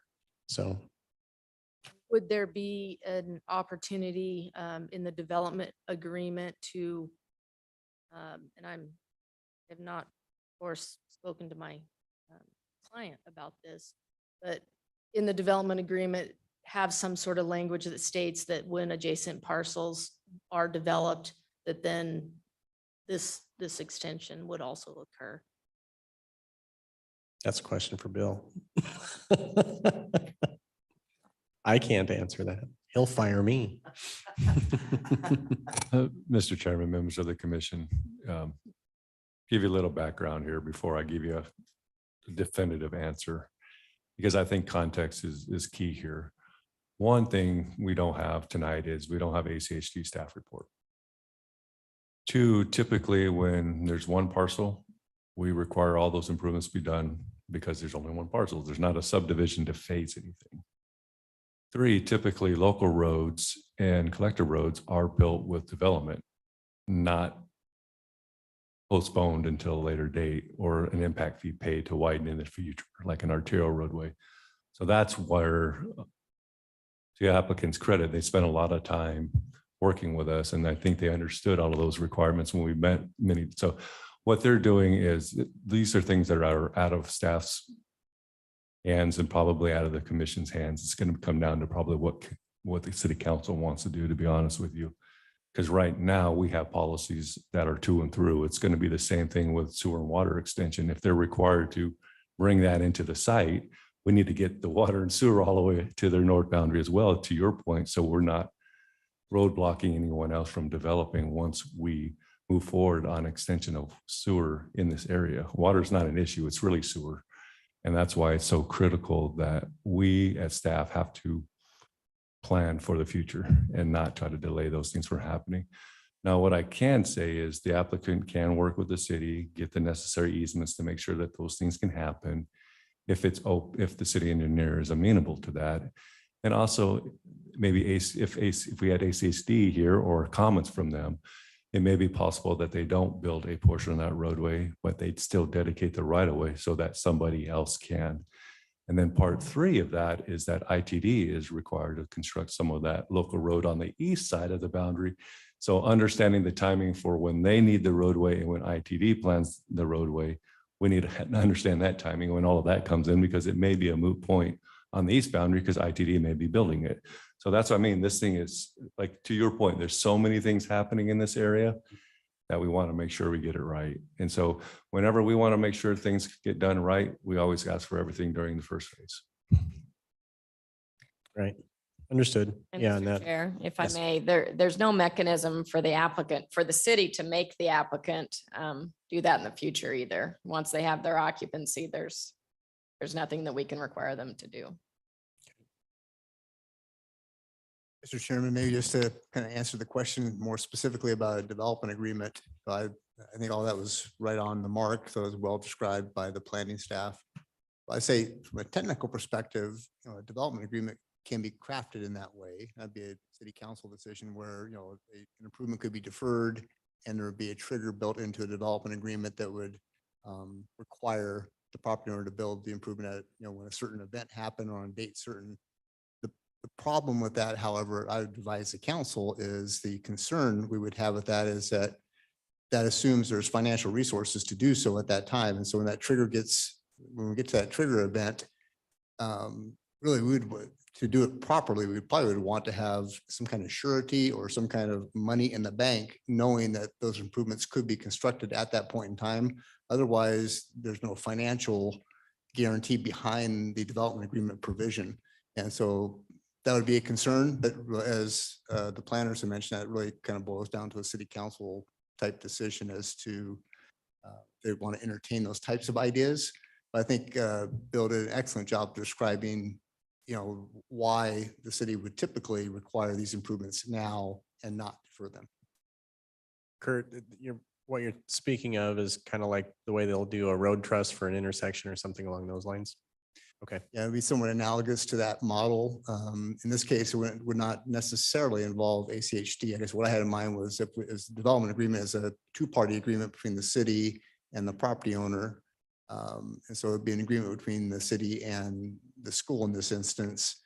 And my point just being that it's one thing to have contractual language that says something has to, construction has to occur, the road has to be extended, utilities have to be extended at a certain point in time. It's another thing to enforce that and to know there's money available when that event occurs. Thank you. Appreciate that. Mr. Chair, members of the commission, I was reflecting on Hawaii High School, and I do remember that project, some of the details, and there were timing, specific things needed to happen prior to them getting occupancy. So that's probably our best mechanism at this point. If council were to entertain or you were to recommend ADA provision to city council as part of your motion tonight, that's really the hammer that we have. So to the applicant's credit, construction may not start for a while, a year or more. And then at that point, 2.5 years to build out. So again, if access was provided per the fire department, if they were to provide the adequate secondary access, build those sections as they're showing in phase 1, and then phase 2, this section had to be completed prior to occupancy of the structure, and that may give the city a little bit more of a hammer to hold up something, or at least to that point, if they need it temporary or something, then they could work with us. We don't take surety for roads. I mean, that's really an ACHD's call. And I don't know if they road trust for collector roads in local, and I know ITD won't do that. So that's what I mean. I don't have all the answers to kind of let you know where ACHD would stand on that issue. I wish I did, but Okay. that's something within your purview that X, Y, and Z needs to happen prior to them getting occupancy. And then if that didn't work out, then we have the mechanism, hey, we got to come back and talk to the city or do something else. At least we get them back and having that discussion. Okay. Appreciate that. Mr. Chairman, if it's acceptable, my traffic engineer, Sonia, is dying to say something. Absolutely. Come on up and give us your name and address for the record. And Thank you. Sonia Delyden with Kittleson and Associates. The address is 101 South Capitol Boulevard, Suite 600 in Boise. I will just shed a little light on this question from what I understand, and I do not want to stand here and speak for ACHD or ITD because I do not represent them, but there is more certainty to what is going to happen with ersatz than I think is being discussed tonight. ITD must build that road, and they must build that road to a portion that's much further north than what is shown on this diagram, much further north than the northern boundary of the site. And that is because these properties, you were right about this mouse, it is not great, sorry, I'm gonna do my best. These properties on the east side of ersatz, right now, all of their access comes from McDermott. And ITD has money, has designed and is going to construction for the State Highway 16 extension in this area. And that will remove McDermott Road from this area. So those properties will be left without any access when State Highway 16, the highway alignment goes in. And so ITD is required to build that road in order to provide access to those properties once State Highway 16 goes in. So that will be there with or without Coal Valley developing. So I think from ersatz standpoint, that provides some certainty for when that roadway is going to be built. That alignment is scheduled to be complete. The construction is scheduled to be complete by the end of 2024, which would be before occupancy of the school. For the extension of Oahe Storm, so that would be an ECHD collector roadway that, as Mr. Parsons explained, that is done through development. Did I get your name wrong? Sorry, thank you. You moved. Just making sure I didn't get the name wrong. That would be done through development. And so that is something the school would be completing along their frontage with development when their access is required. So hopefully that answers some of those questions. so I want to get this right. So ersatz essentially is going to be built by ITD. They are going to have to build that when the Highway 16 extension alignment goes in. It is on their design plans for the Highway 16 extension. It's one of the local road connections that has to go in order for the highway to remove access to McDermott. Okay. And you're saying that's end of 2024. The ITD's current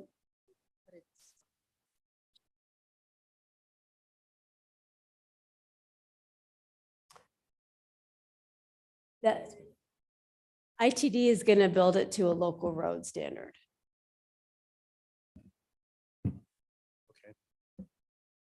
Mr. Chair.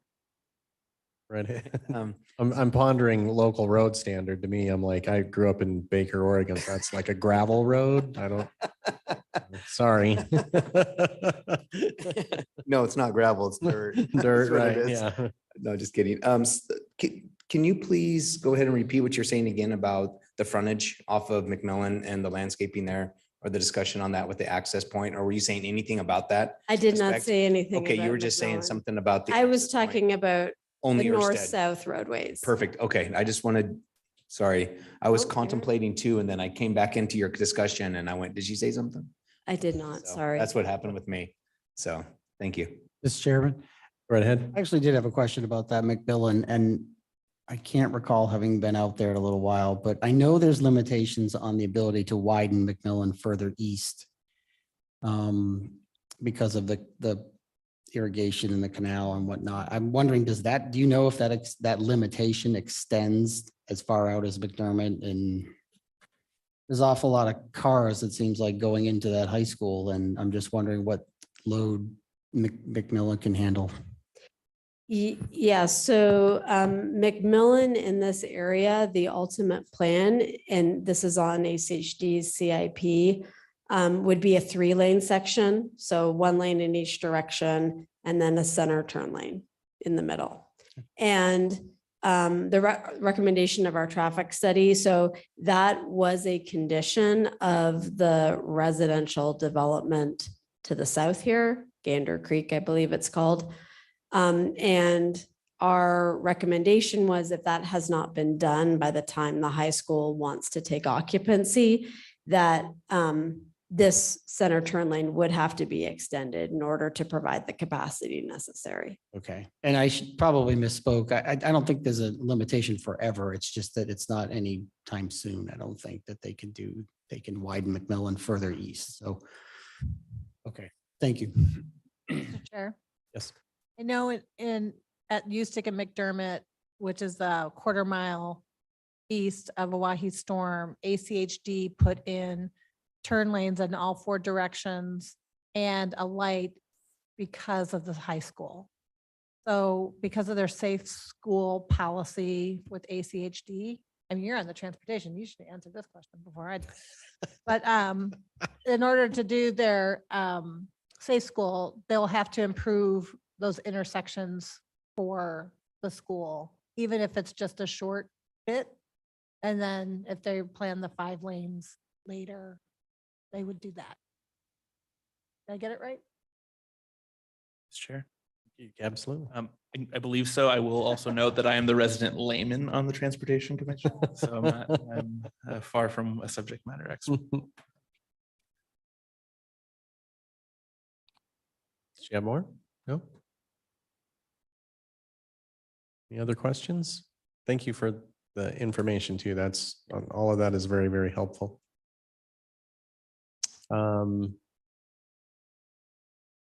With that, do we have anybody signed up to testify? Sorry.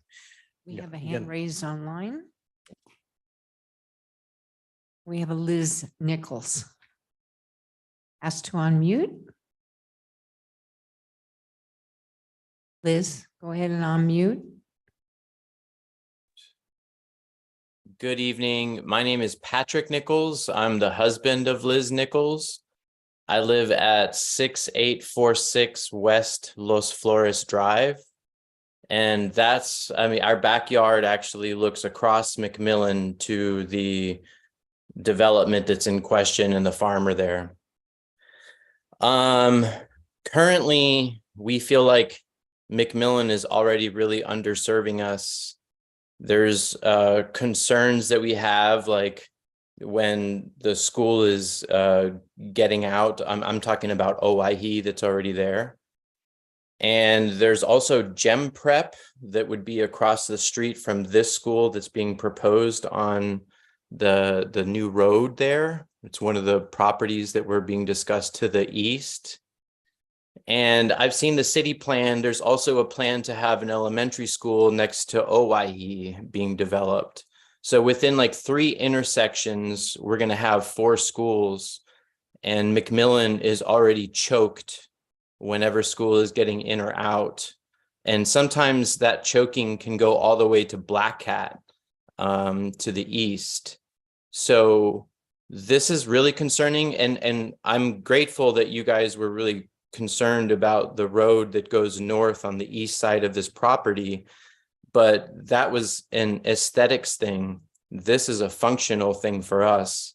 There needs to be, at the intersection with McMillan and McDermott, consideration to something beyond a stop sign, for example, which is all there is now. At least to the next intersection east, there's a roundabout, which keeps things flowing a little better. But between these two roads to the east and west, Owyhee Storm, and I can't remember the name of the new road that's being proposed, these two intersections don't get any relief from congestion currently. And that's before this project starts. And I realize the school is a ways out, but the construction is going to start as early as October. So we're, this was already described as a medium density area earlier in the conversation, but the neighborhood, like one of the creeks that were mentioned a moment ago, it's doubling in size just in this year. So this is rapidly growing, not just from schools, neighborhoods, traffic, everything is rapidly coming to a head. And I don't really hear very much being proposed to alleviate any of the congestion at these intersections or widening the roads. So that's all I have to say. Okay. Thank you very much. Appreciate it. Anybody else online or in chambers that would like to testify on the application? Mr. Chair, I have no one else. Okay.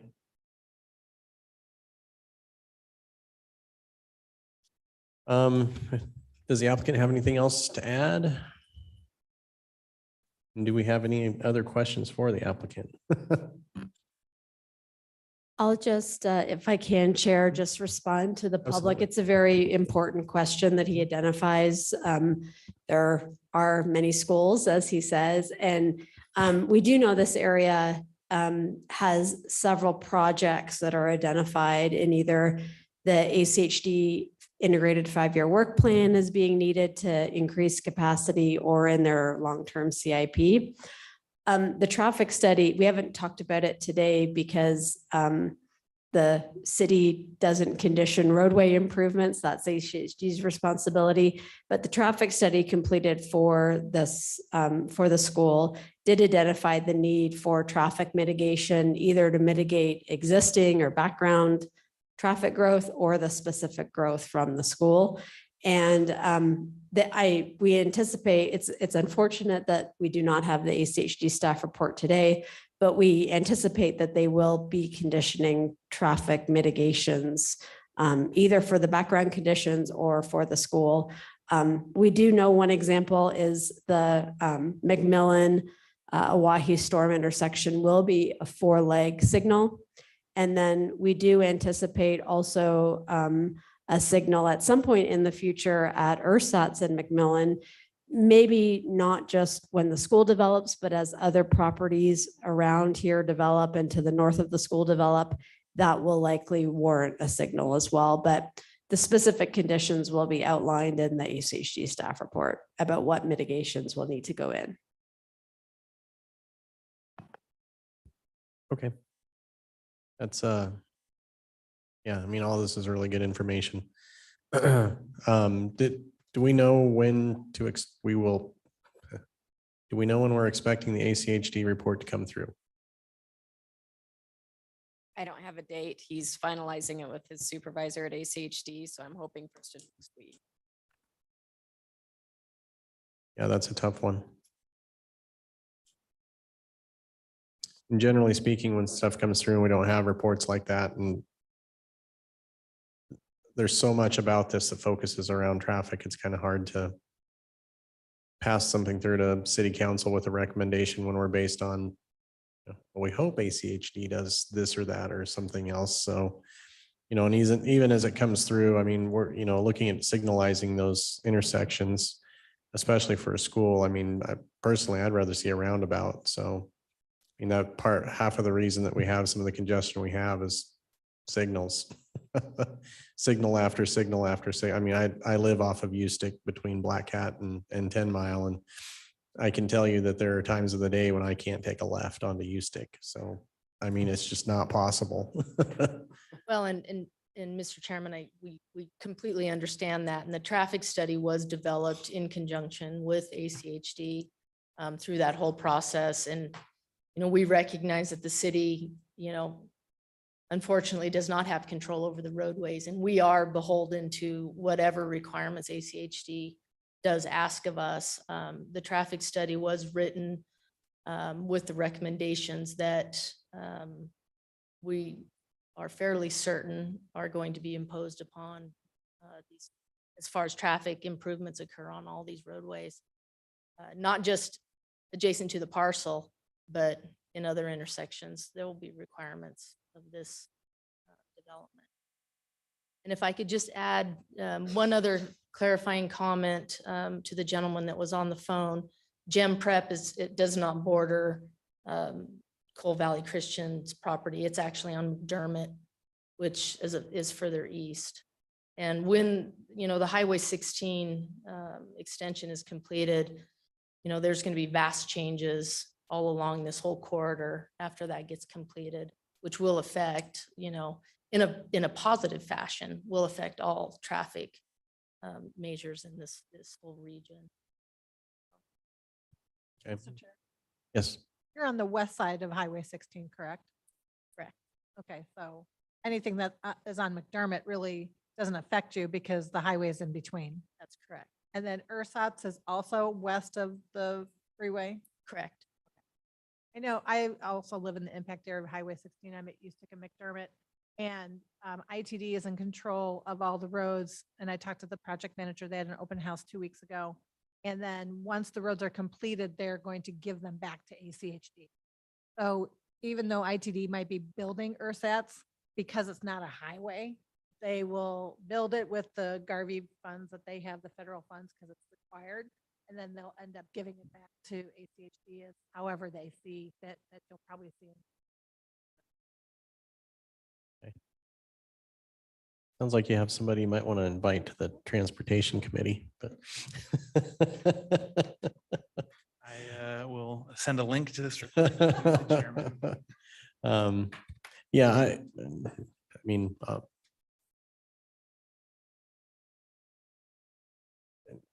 again, it's difficult for me to see this, pass through without having the ACHD information, even though we kind of know that. I'd just like to see what they're going to say and how that's going to play out. Because I do have some other concerns. I mean, to be perfectly honest, when I first saw it, I was like, why McDermott? Of all the roads in Meridian, why McDermott? Just because everything that goes in on McDermott is just fiercely, fiercely contested. It's a horrible road. It has severe limitations and it's just not built to handle a lot of traffic. So anything that goes in there just compounds that.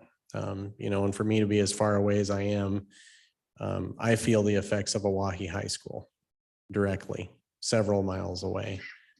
So that kind of speaks to what we're dealing with roads like that. So, luckily there's some relief coming for Eustic Road, but for McMillan Road, there just isn't. There is no relief. I mean, a center turn lane is going to help a skosh, but it's not really going to build out to the point where it's going to really handle a lot of traffic. Having McDermott cut off is kind of a blessing and a curse out there, where that's going to eliminate, the ability to evacuate traffic out of there quickly. So unless you have people, and the other concern is this is coming from downtown Meridian and moving out there. So where people are used to coming through Meridian, now they're going to have to come out through 10-mile, places like that, depending on where they're coming from, which is going to, again, use those roads that are out there. So sorry, probably shared a little bit too much there, but I just, again, McMillan is it's just a road that is problematic for Meridian for sure. So McMillan and Black Cat are just the two places where, most people would just rather see those be to, do what you're going to do with them now, just so we can fix some of the issues that revolve around them. But that's not what's going to happen, and we don't control the road. So Anything you want to add to that? I know you know more about how these are going to develop than I do, so that's my biggest concern with it, to be perfectly honest. Mr. Chair, honestly,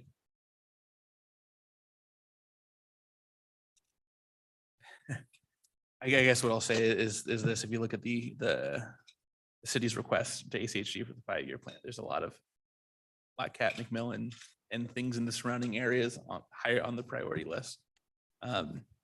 So, I mean, I don't know that there's much that I can say that can steer the conversation, but other than echo, what you said. I see a lot of Black Cat specifically, but McMillan too. They're just problem areas. So, I mean, I agree with you. I'd like to see. I mean, I feel like we got a lot of good discussion, but I would probably like to just see what ACHD has to say, because regardless, again, my spot on the Transportation Commission has been referenced. When there isn't that kind of discussion in the planning and zoning side, we end up seeing a lot of the things over there that are the knock-on effects, 2 or 3 years after occupancy, where there's contention that, if only we had thought of it before passing it along, probably could have been, remediated in the planning stage. So I think, that being said, with the ITD and with ACHD's control over these roads, I don't know that there's much that we can do, but I still would probably like to see that too. Mr. Chairman, if we're heading down the path of saying we just want to wait till we get that report, is that something we can turn around really quickly as soon as the city gets it and then get it back up for some reconsideration? And what's the timing on that? We know, I mean, if we're expecting to have that next week, how do we look on the next? Mr. Chair, 6-1 is fairly open. Okay. And then 7-6 would be the next one. Okay. We've got one in between. Is it full? Okay. Yes, there's Gotcha. 6 hearings on it already. Maybe absent that day. I was just thinking the same thing. Mr. Chair, Right ahead. if I might, just to comment. So this traffic study that we prepared for the school was submitted to ACHD in 2021. So almost 2 years ago. I think it was October 2021, so a year and a half ago. ACHD has accepted the study. We've had multiple meetings with ACHD. They concur with the findings and the conclusions of the study. I don't want to give the impression that ACHD is still deciding what they want to do with traffic in this area. What we're missing is just their physical document, not their agreement or acceptance of the findings and the recommendations that have been put into the project. So just wanted to make that clear. There is a significant list of mitigations and traffic improvements that would go along with this. There is a significant list, as was referred to, that ACHD is already planning to do in terms of traffic improvements in this area. We just don't have there, for whatever reason, ACHD, I have a lot of sympathy for them. They're very short staffed right now. They have a lot of development applications that are coming through and they just haven't been able to get to their report. So I wanted to clarify that there's not a lot of mystery with what's coming. And there's been a lot of agreement there. We just don't have, unfortunately, the physical report in time for this meeting. I don't know if that helps the commission at all, but I wanted to clarify that. Okay, I guess I'll ask the question. I mean, is there a timeline, time crunch thing that we're under that delaying this by 2 weeks is gonna cause harm? Mr. Chairman, I mean, no, I mean, Okay. 2 weeks, no. It's just, we're trying to move the application process. Yep. Completely understand. I just, we like to dot our i's and cross our t's and send something, a recommendation complete to city council is what we're trying to accomplish here. So luckily, we don't have to make the decision on this when they do, but at the same time, we like to make sure that whatever recommendation we send them is based on the information we have at hand.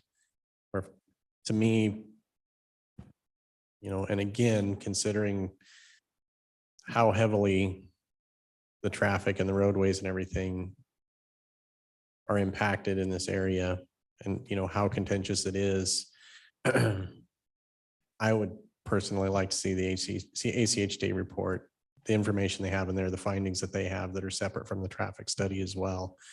Because sometimes they do have a little more information as far as how their vision as far as interconnectivity and things like that in there. So I personally think it's an important piece of this. So fortunately, I don't get to make motions. So my other commissioners may not feel that way.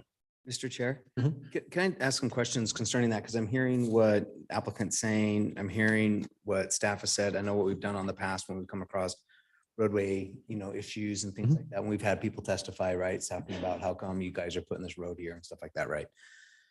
So if in the ACHD report, it sounds like it's all there. It just hasn't hit the press. And they don't have it for us to take a look at.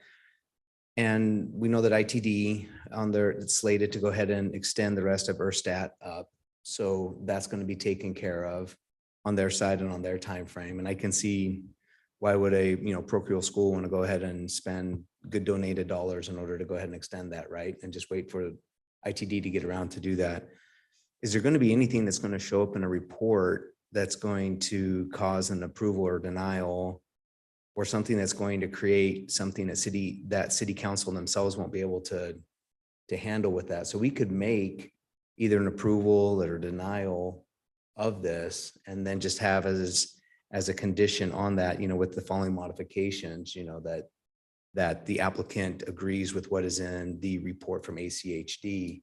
And then that way they can get on the ACHD calendar a little more quickly. It might be an extra 2 weeks or 4 weeks on that.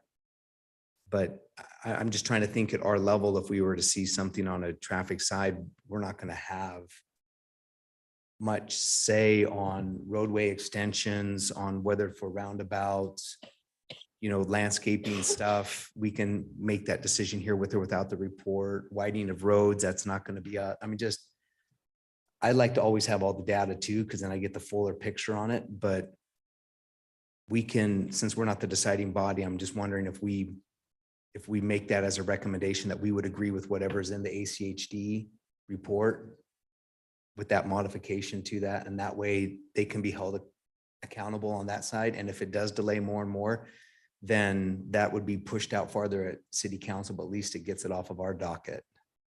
It's an approach. I'm not saying it's the approach. It's an approach. Yeah, I mean, and the first part of what you said was questions, and my answer to the questions is, I don't know. And that's what I stumble on a little bit is I don't know. I don't know if there would be anything in there that would sway my judgment one way or the other. But considering how hotly contested anything on this road is, I mean, it's this road and Black Cat Road, anything that's on there, it's just very hotly contested. And where we don't have, we kind of know where this is going for development. A school going in here is just going to attract more and more people. So, I mean, if you have a school next door to you, that's not a bad thing. So, I just want to make sure that we have all the information before we pass a recommendation on to city council. I agree that, I mean, some people on city council aren't going to even pay attention to what we're saying or recommending. Other people are going to take it to heart, but I would kind of like those that are looking for, that feedback and input, that we base it on something that's complete. And the ACHD report to me it's a big report.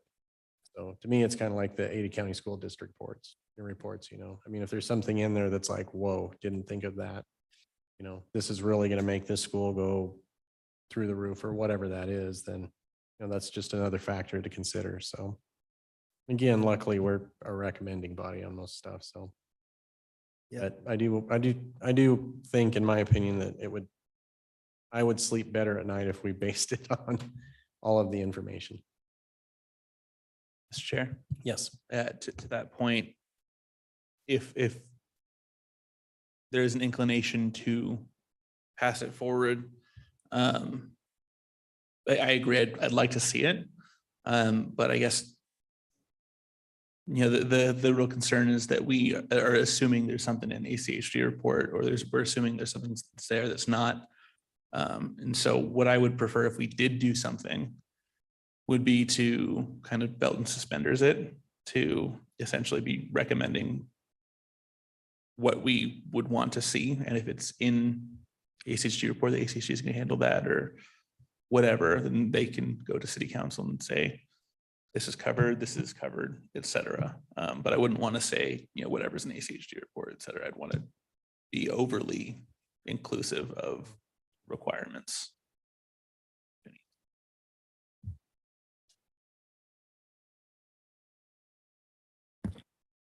Mr. Chairman, I appreciated what Amber said about the delay. I think we're gonna quickly wake up and we'll be right back here in 2 weeks. I don't think it's gonna be, I'm hoping that it's not gonna be to your disadvantage. I would rather wait for the report myself rather than start making some convoluted conditional recommendation to the city council.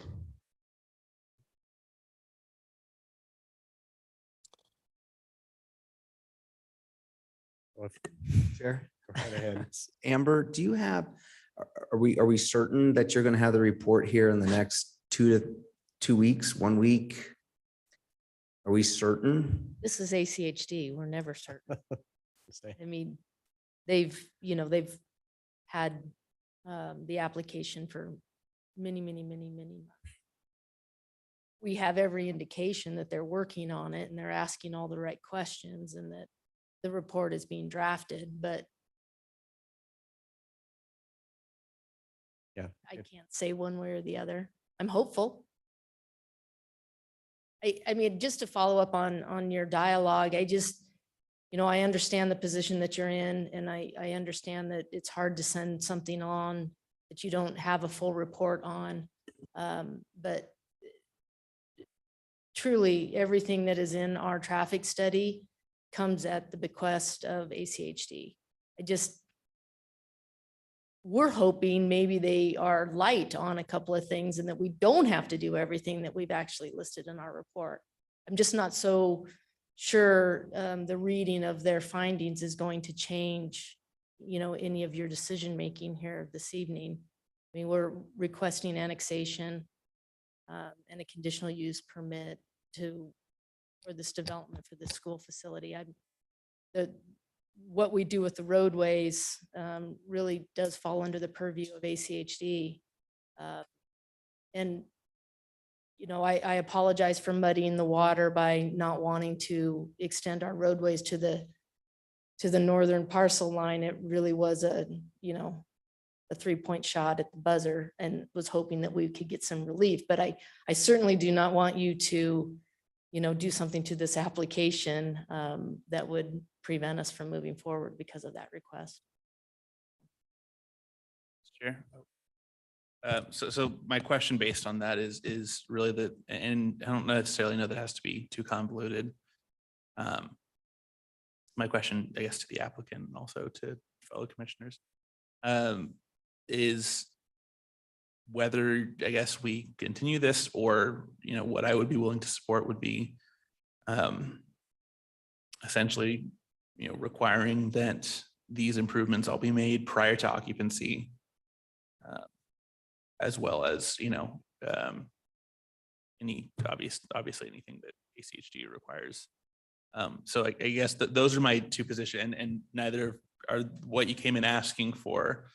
But I see value in both. I personally I'd say slightly prefer being able to see the report, but if it's going to be a huge issue, or if it's going to be, risking delay after delay, I'm not married to it. So I guess it's just food for thought and conversation. And, we could go the route of just saying, hey, require all this prior to occupancy. And, that's something that you can, based on the ACHD report, if something's not necessary, you can point to that. But, yeah.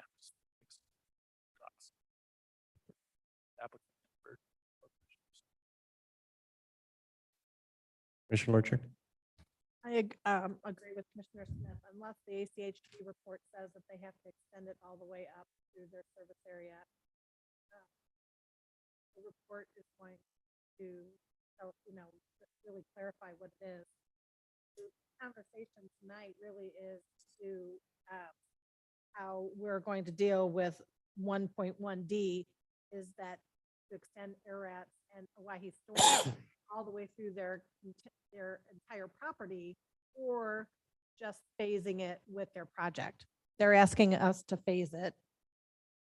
The city planners, because that's within the way properties are developed, are asking that it happens all at the same time.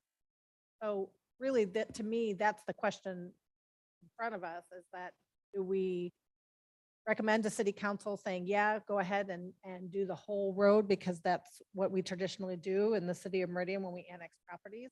Or are we saying, yeah, let them just do the portions that they're going to occupy or use now, and then, like you said, before occupancy, do the rest?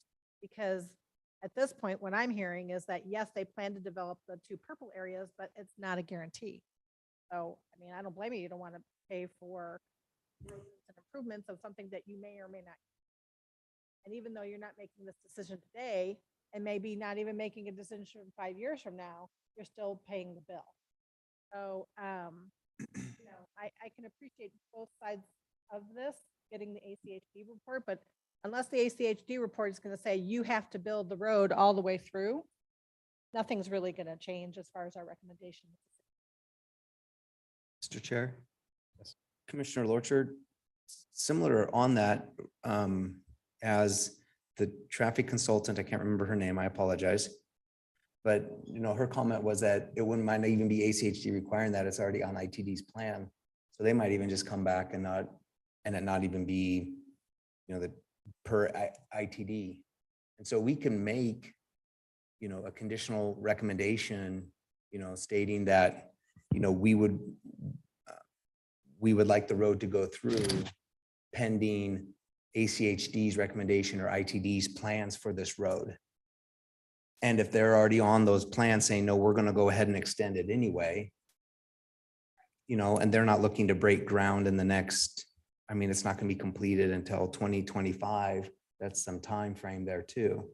So it gives them 20, could be as late as 2026. Hopefully not. Hopefully you guys get in 2025 for fall, but it could be a while. And so that could give some time on that. So that way we can do both what we're trying to, I think, accomplish what's a most salient issue that we've been talking about. But those are my thoughts. I challenge ITD to get this all done by 2020. Well, they're not going to, but if they say that it's on their plan, then that could be the reason to say, okay, Yes. there we don't have to, because ITD actually states we are going to build this road. Or if ACHD says that, or if ACHD says we will punch this through. Now all of a sudden, we don't have to, but then we have that safety net of saying, well, we want it to go through, if that's kind of where the commission's at. Question for council staff, where relevant. Is there anything preventing us from saying that they need to, prior to occupancy, ensure that it is constructed rather than do it themselves? And if ITD handles it in that time frame, great. If not, then they could theoretically, work with the city to have an extension on, that requirement.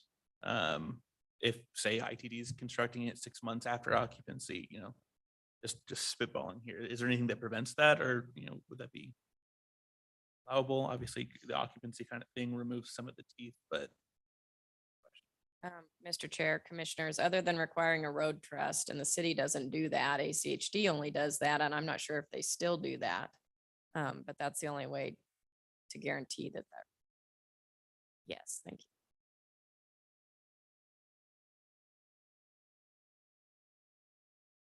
So again, I come back to the, I don't know. There's just a lot of, I don't know that's going on here. 99% sure that what you're saying is probably going to happen. It's that 1%, and I've been on the bad end of somebody saying, rubber stamp and things like that, of, things that we do up here. So, I don't want to give people that impression. I want to make sure that we're basing decisions and recommendations on all of the information. So it just puts us in a bad position if we don't. That's my opinion. Mr. Chairman, if I could add two thoughts for you. And this Okay. is, let me preface it by saying I don't have a dog in the hunt here. So whatever the commission decides, you want to press on, you want to continue, that's perfectly fine with me. But the two thoughts, one is if the commission as a whole feels you don't have all the information you need to make an informed decision tonight, it is certainly within your prerogative to continue the hearing and till you have the information you need to make an intelligent recommendation. So there's no doubt that you have that authority. And so if the commission feels that way, that's perfectly fine. The second piece observation I would make is that one of the findings for the annexation in particular is that that the annexation is in the best interest of the city. And I think there's an argument to be made is that we may not know the answer to that until you have the complete picture, including the ACHD traffic analysis in the report. But that's really for the commission to decide. But that is one of the findings that you're advising the council on, that this is in the best interest of the city as a whole. And you may or may not have enough information to do that if you don't have the ACHD recommendations. Those are just two thoughts for you to. Okay. Thank you, Kurt. Commissioner Grace? Mr. Chairman, I appreciate that because I was wondering the same thing, that it wasn't just about these two lateral roads. It was about the bigger picture of looking at the whole project. So I appreciate that. And then I forgot my second point. It's okay. It's getting late. Yeah.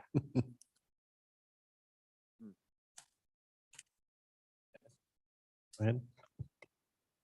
I personally, I agree. We're probably all aligned here, but I'd rather have a relatively quick hearing the next meeting than look back and say. Rather be able to look over ACHD comment, and if everything looks good, vote to approve it then, rather than, basing on probably, and we wager. Yeah, that's, specifically with annexation, I heard it in here and I hear it at the city council meetings that, you get one chance to get that right. That's it. You get one go at that. So everything else has timelines on it, but once you're annexed, you're annexed. So. Just to confirm, so continuance does not need closing. Correct. That's why I haven't asked for it yet. So not to string you along, but yeah, go ahead. Amber, is your client, so it looks like we have something open on, would you say June 6/1 next hearing? 6/1. Is your client open to meeting on that Thursday? Absolutely. Well, how about we just do this then? And I'd like to make a motion. I move to continue file number H 2023-0011 to the hearing date of June 1st for the following reasons: to review ACHD staff reports before recommending to city council. Second.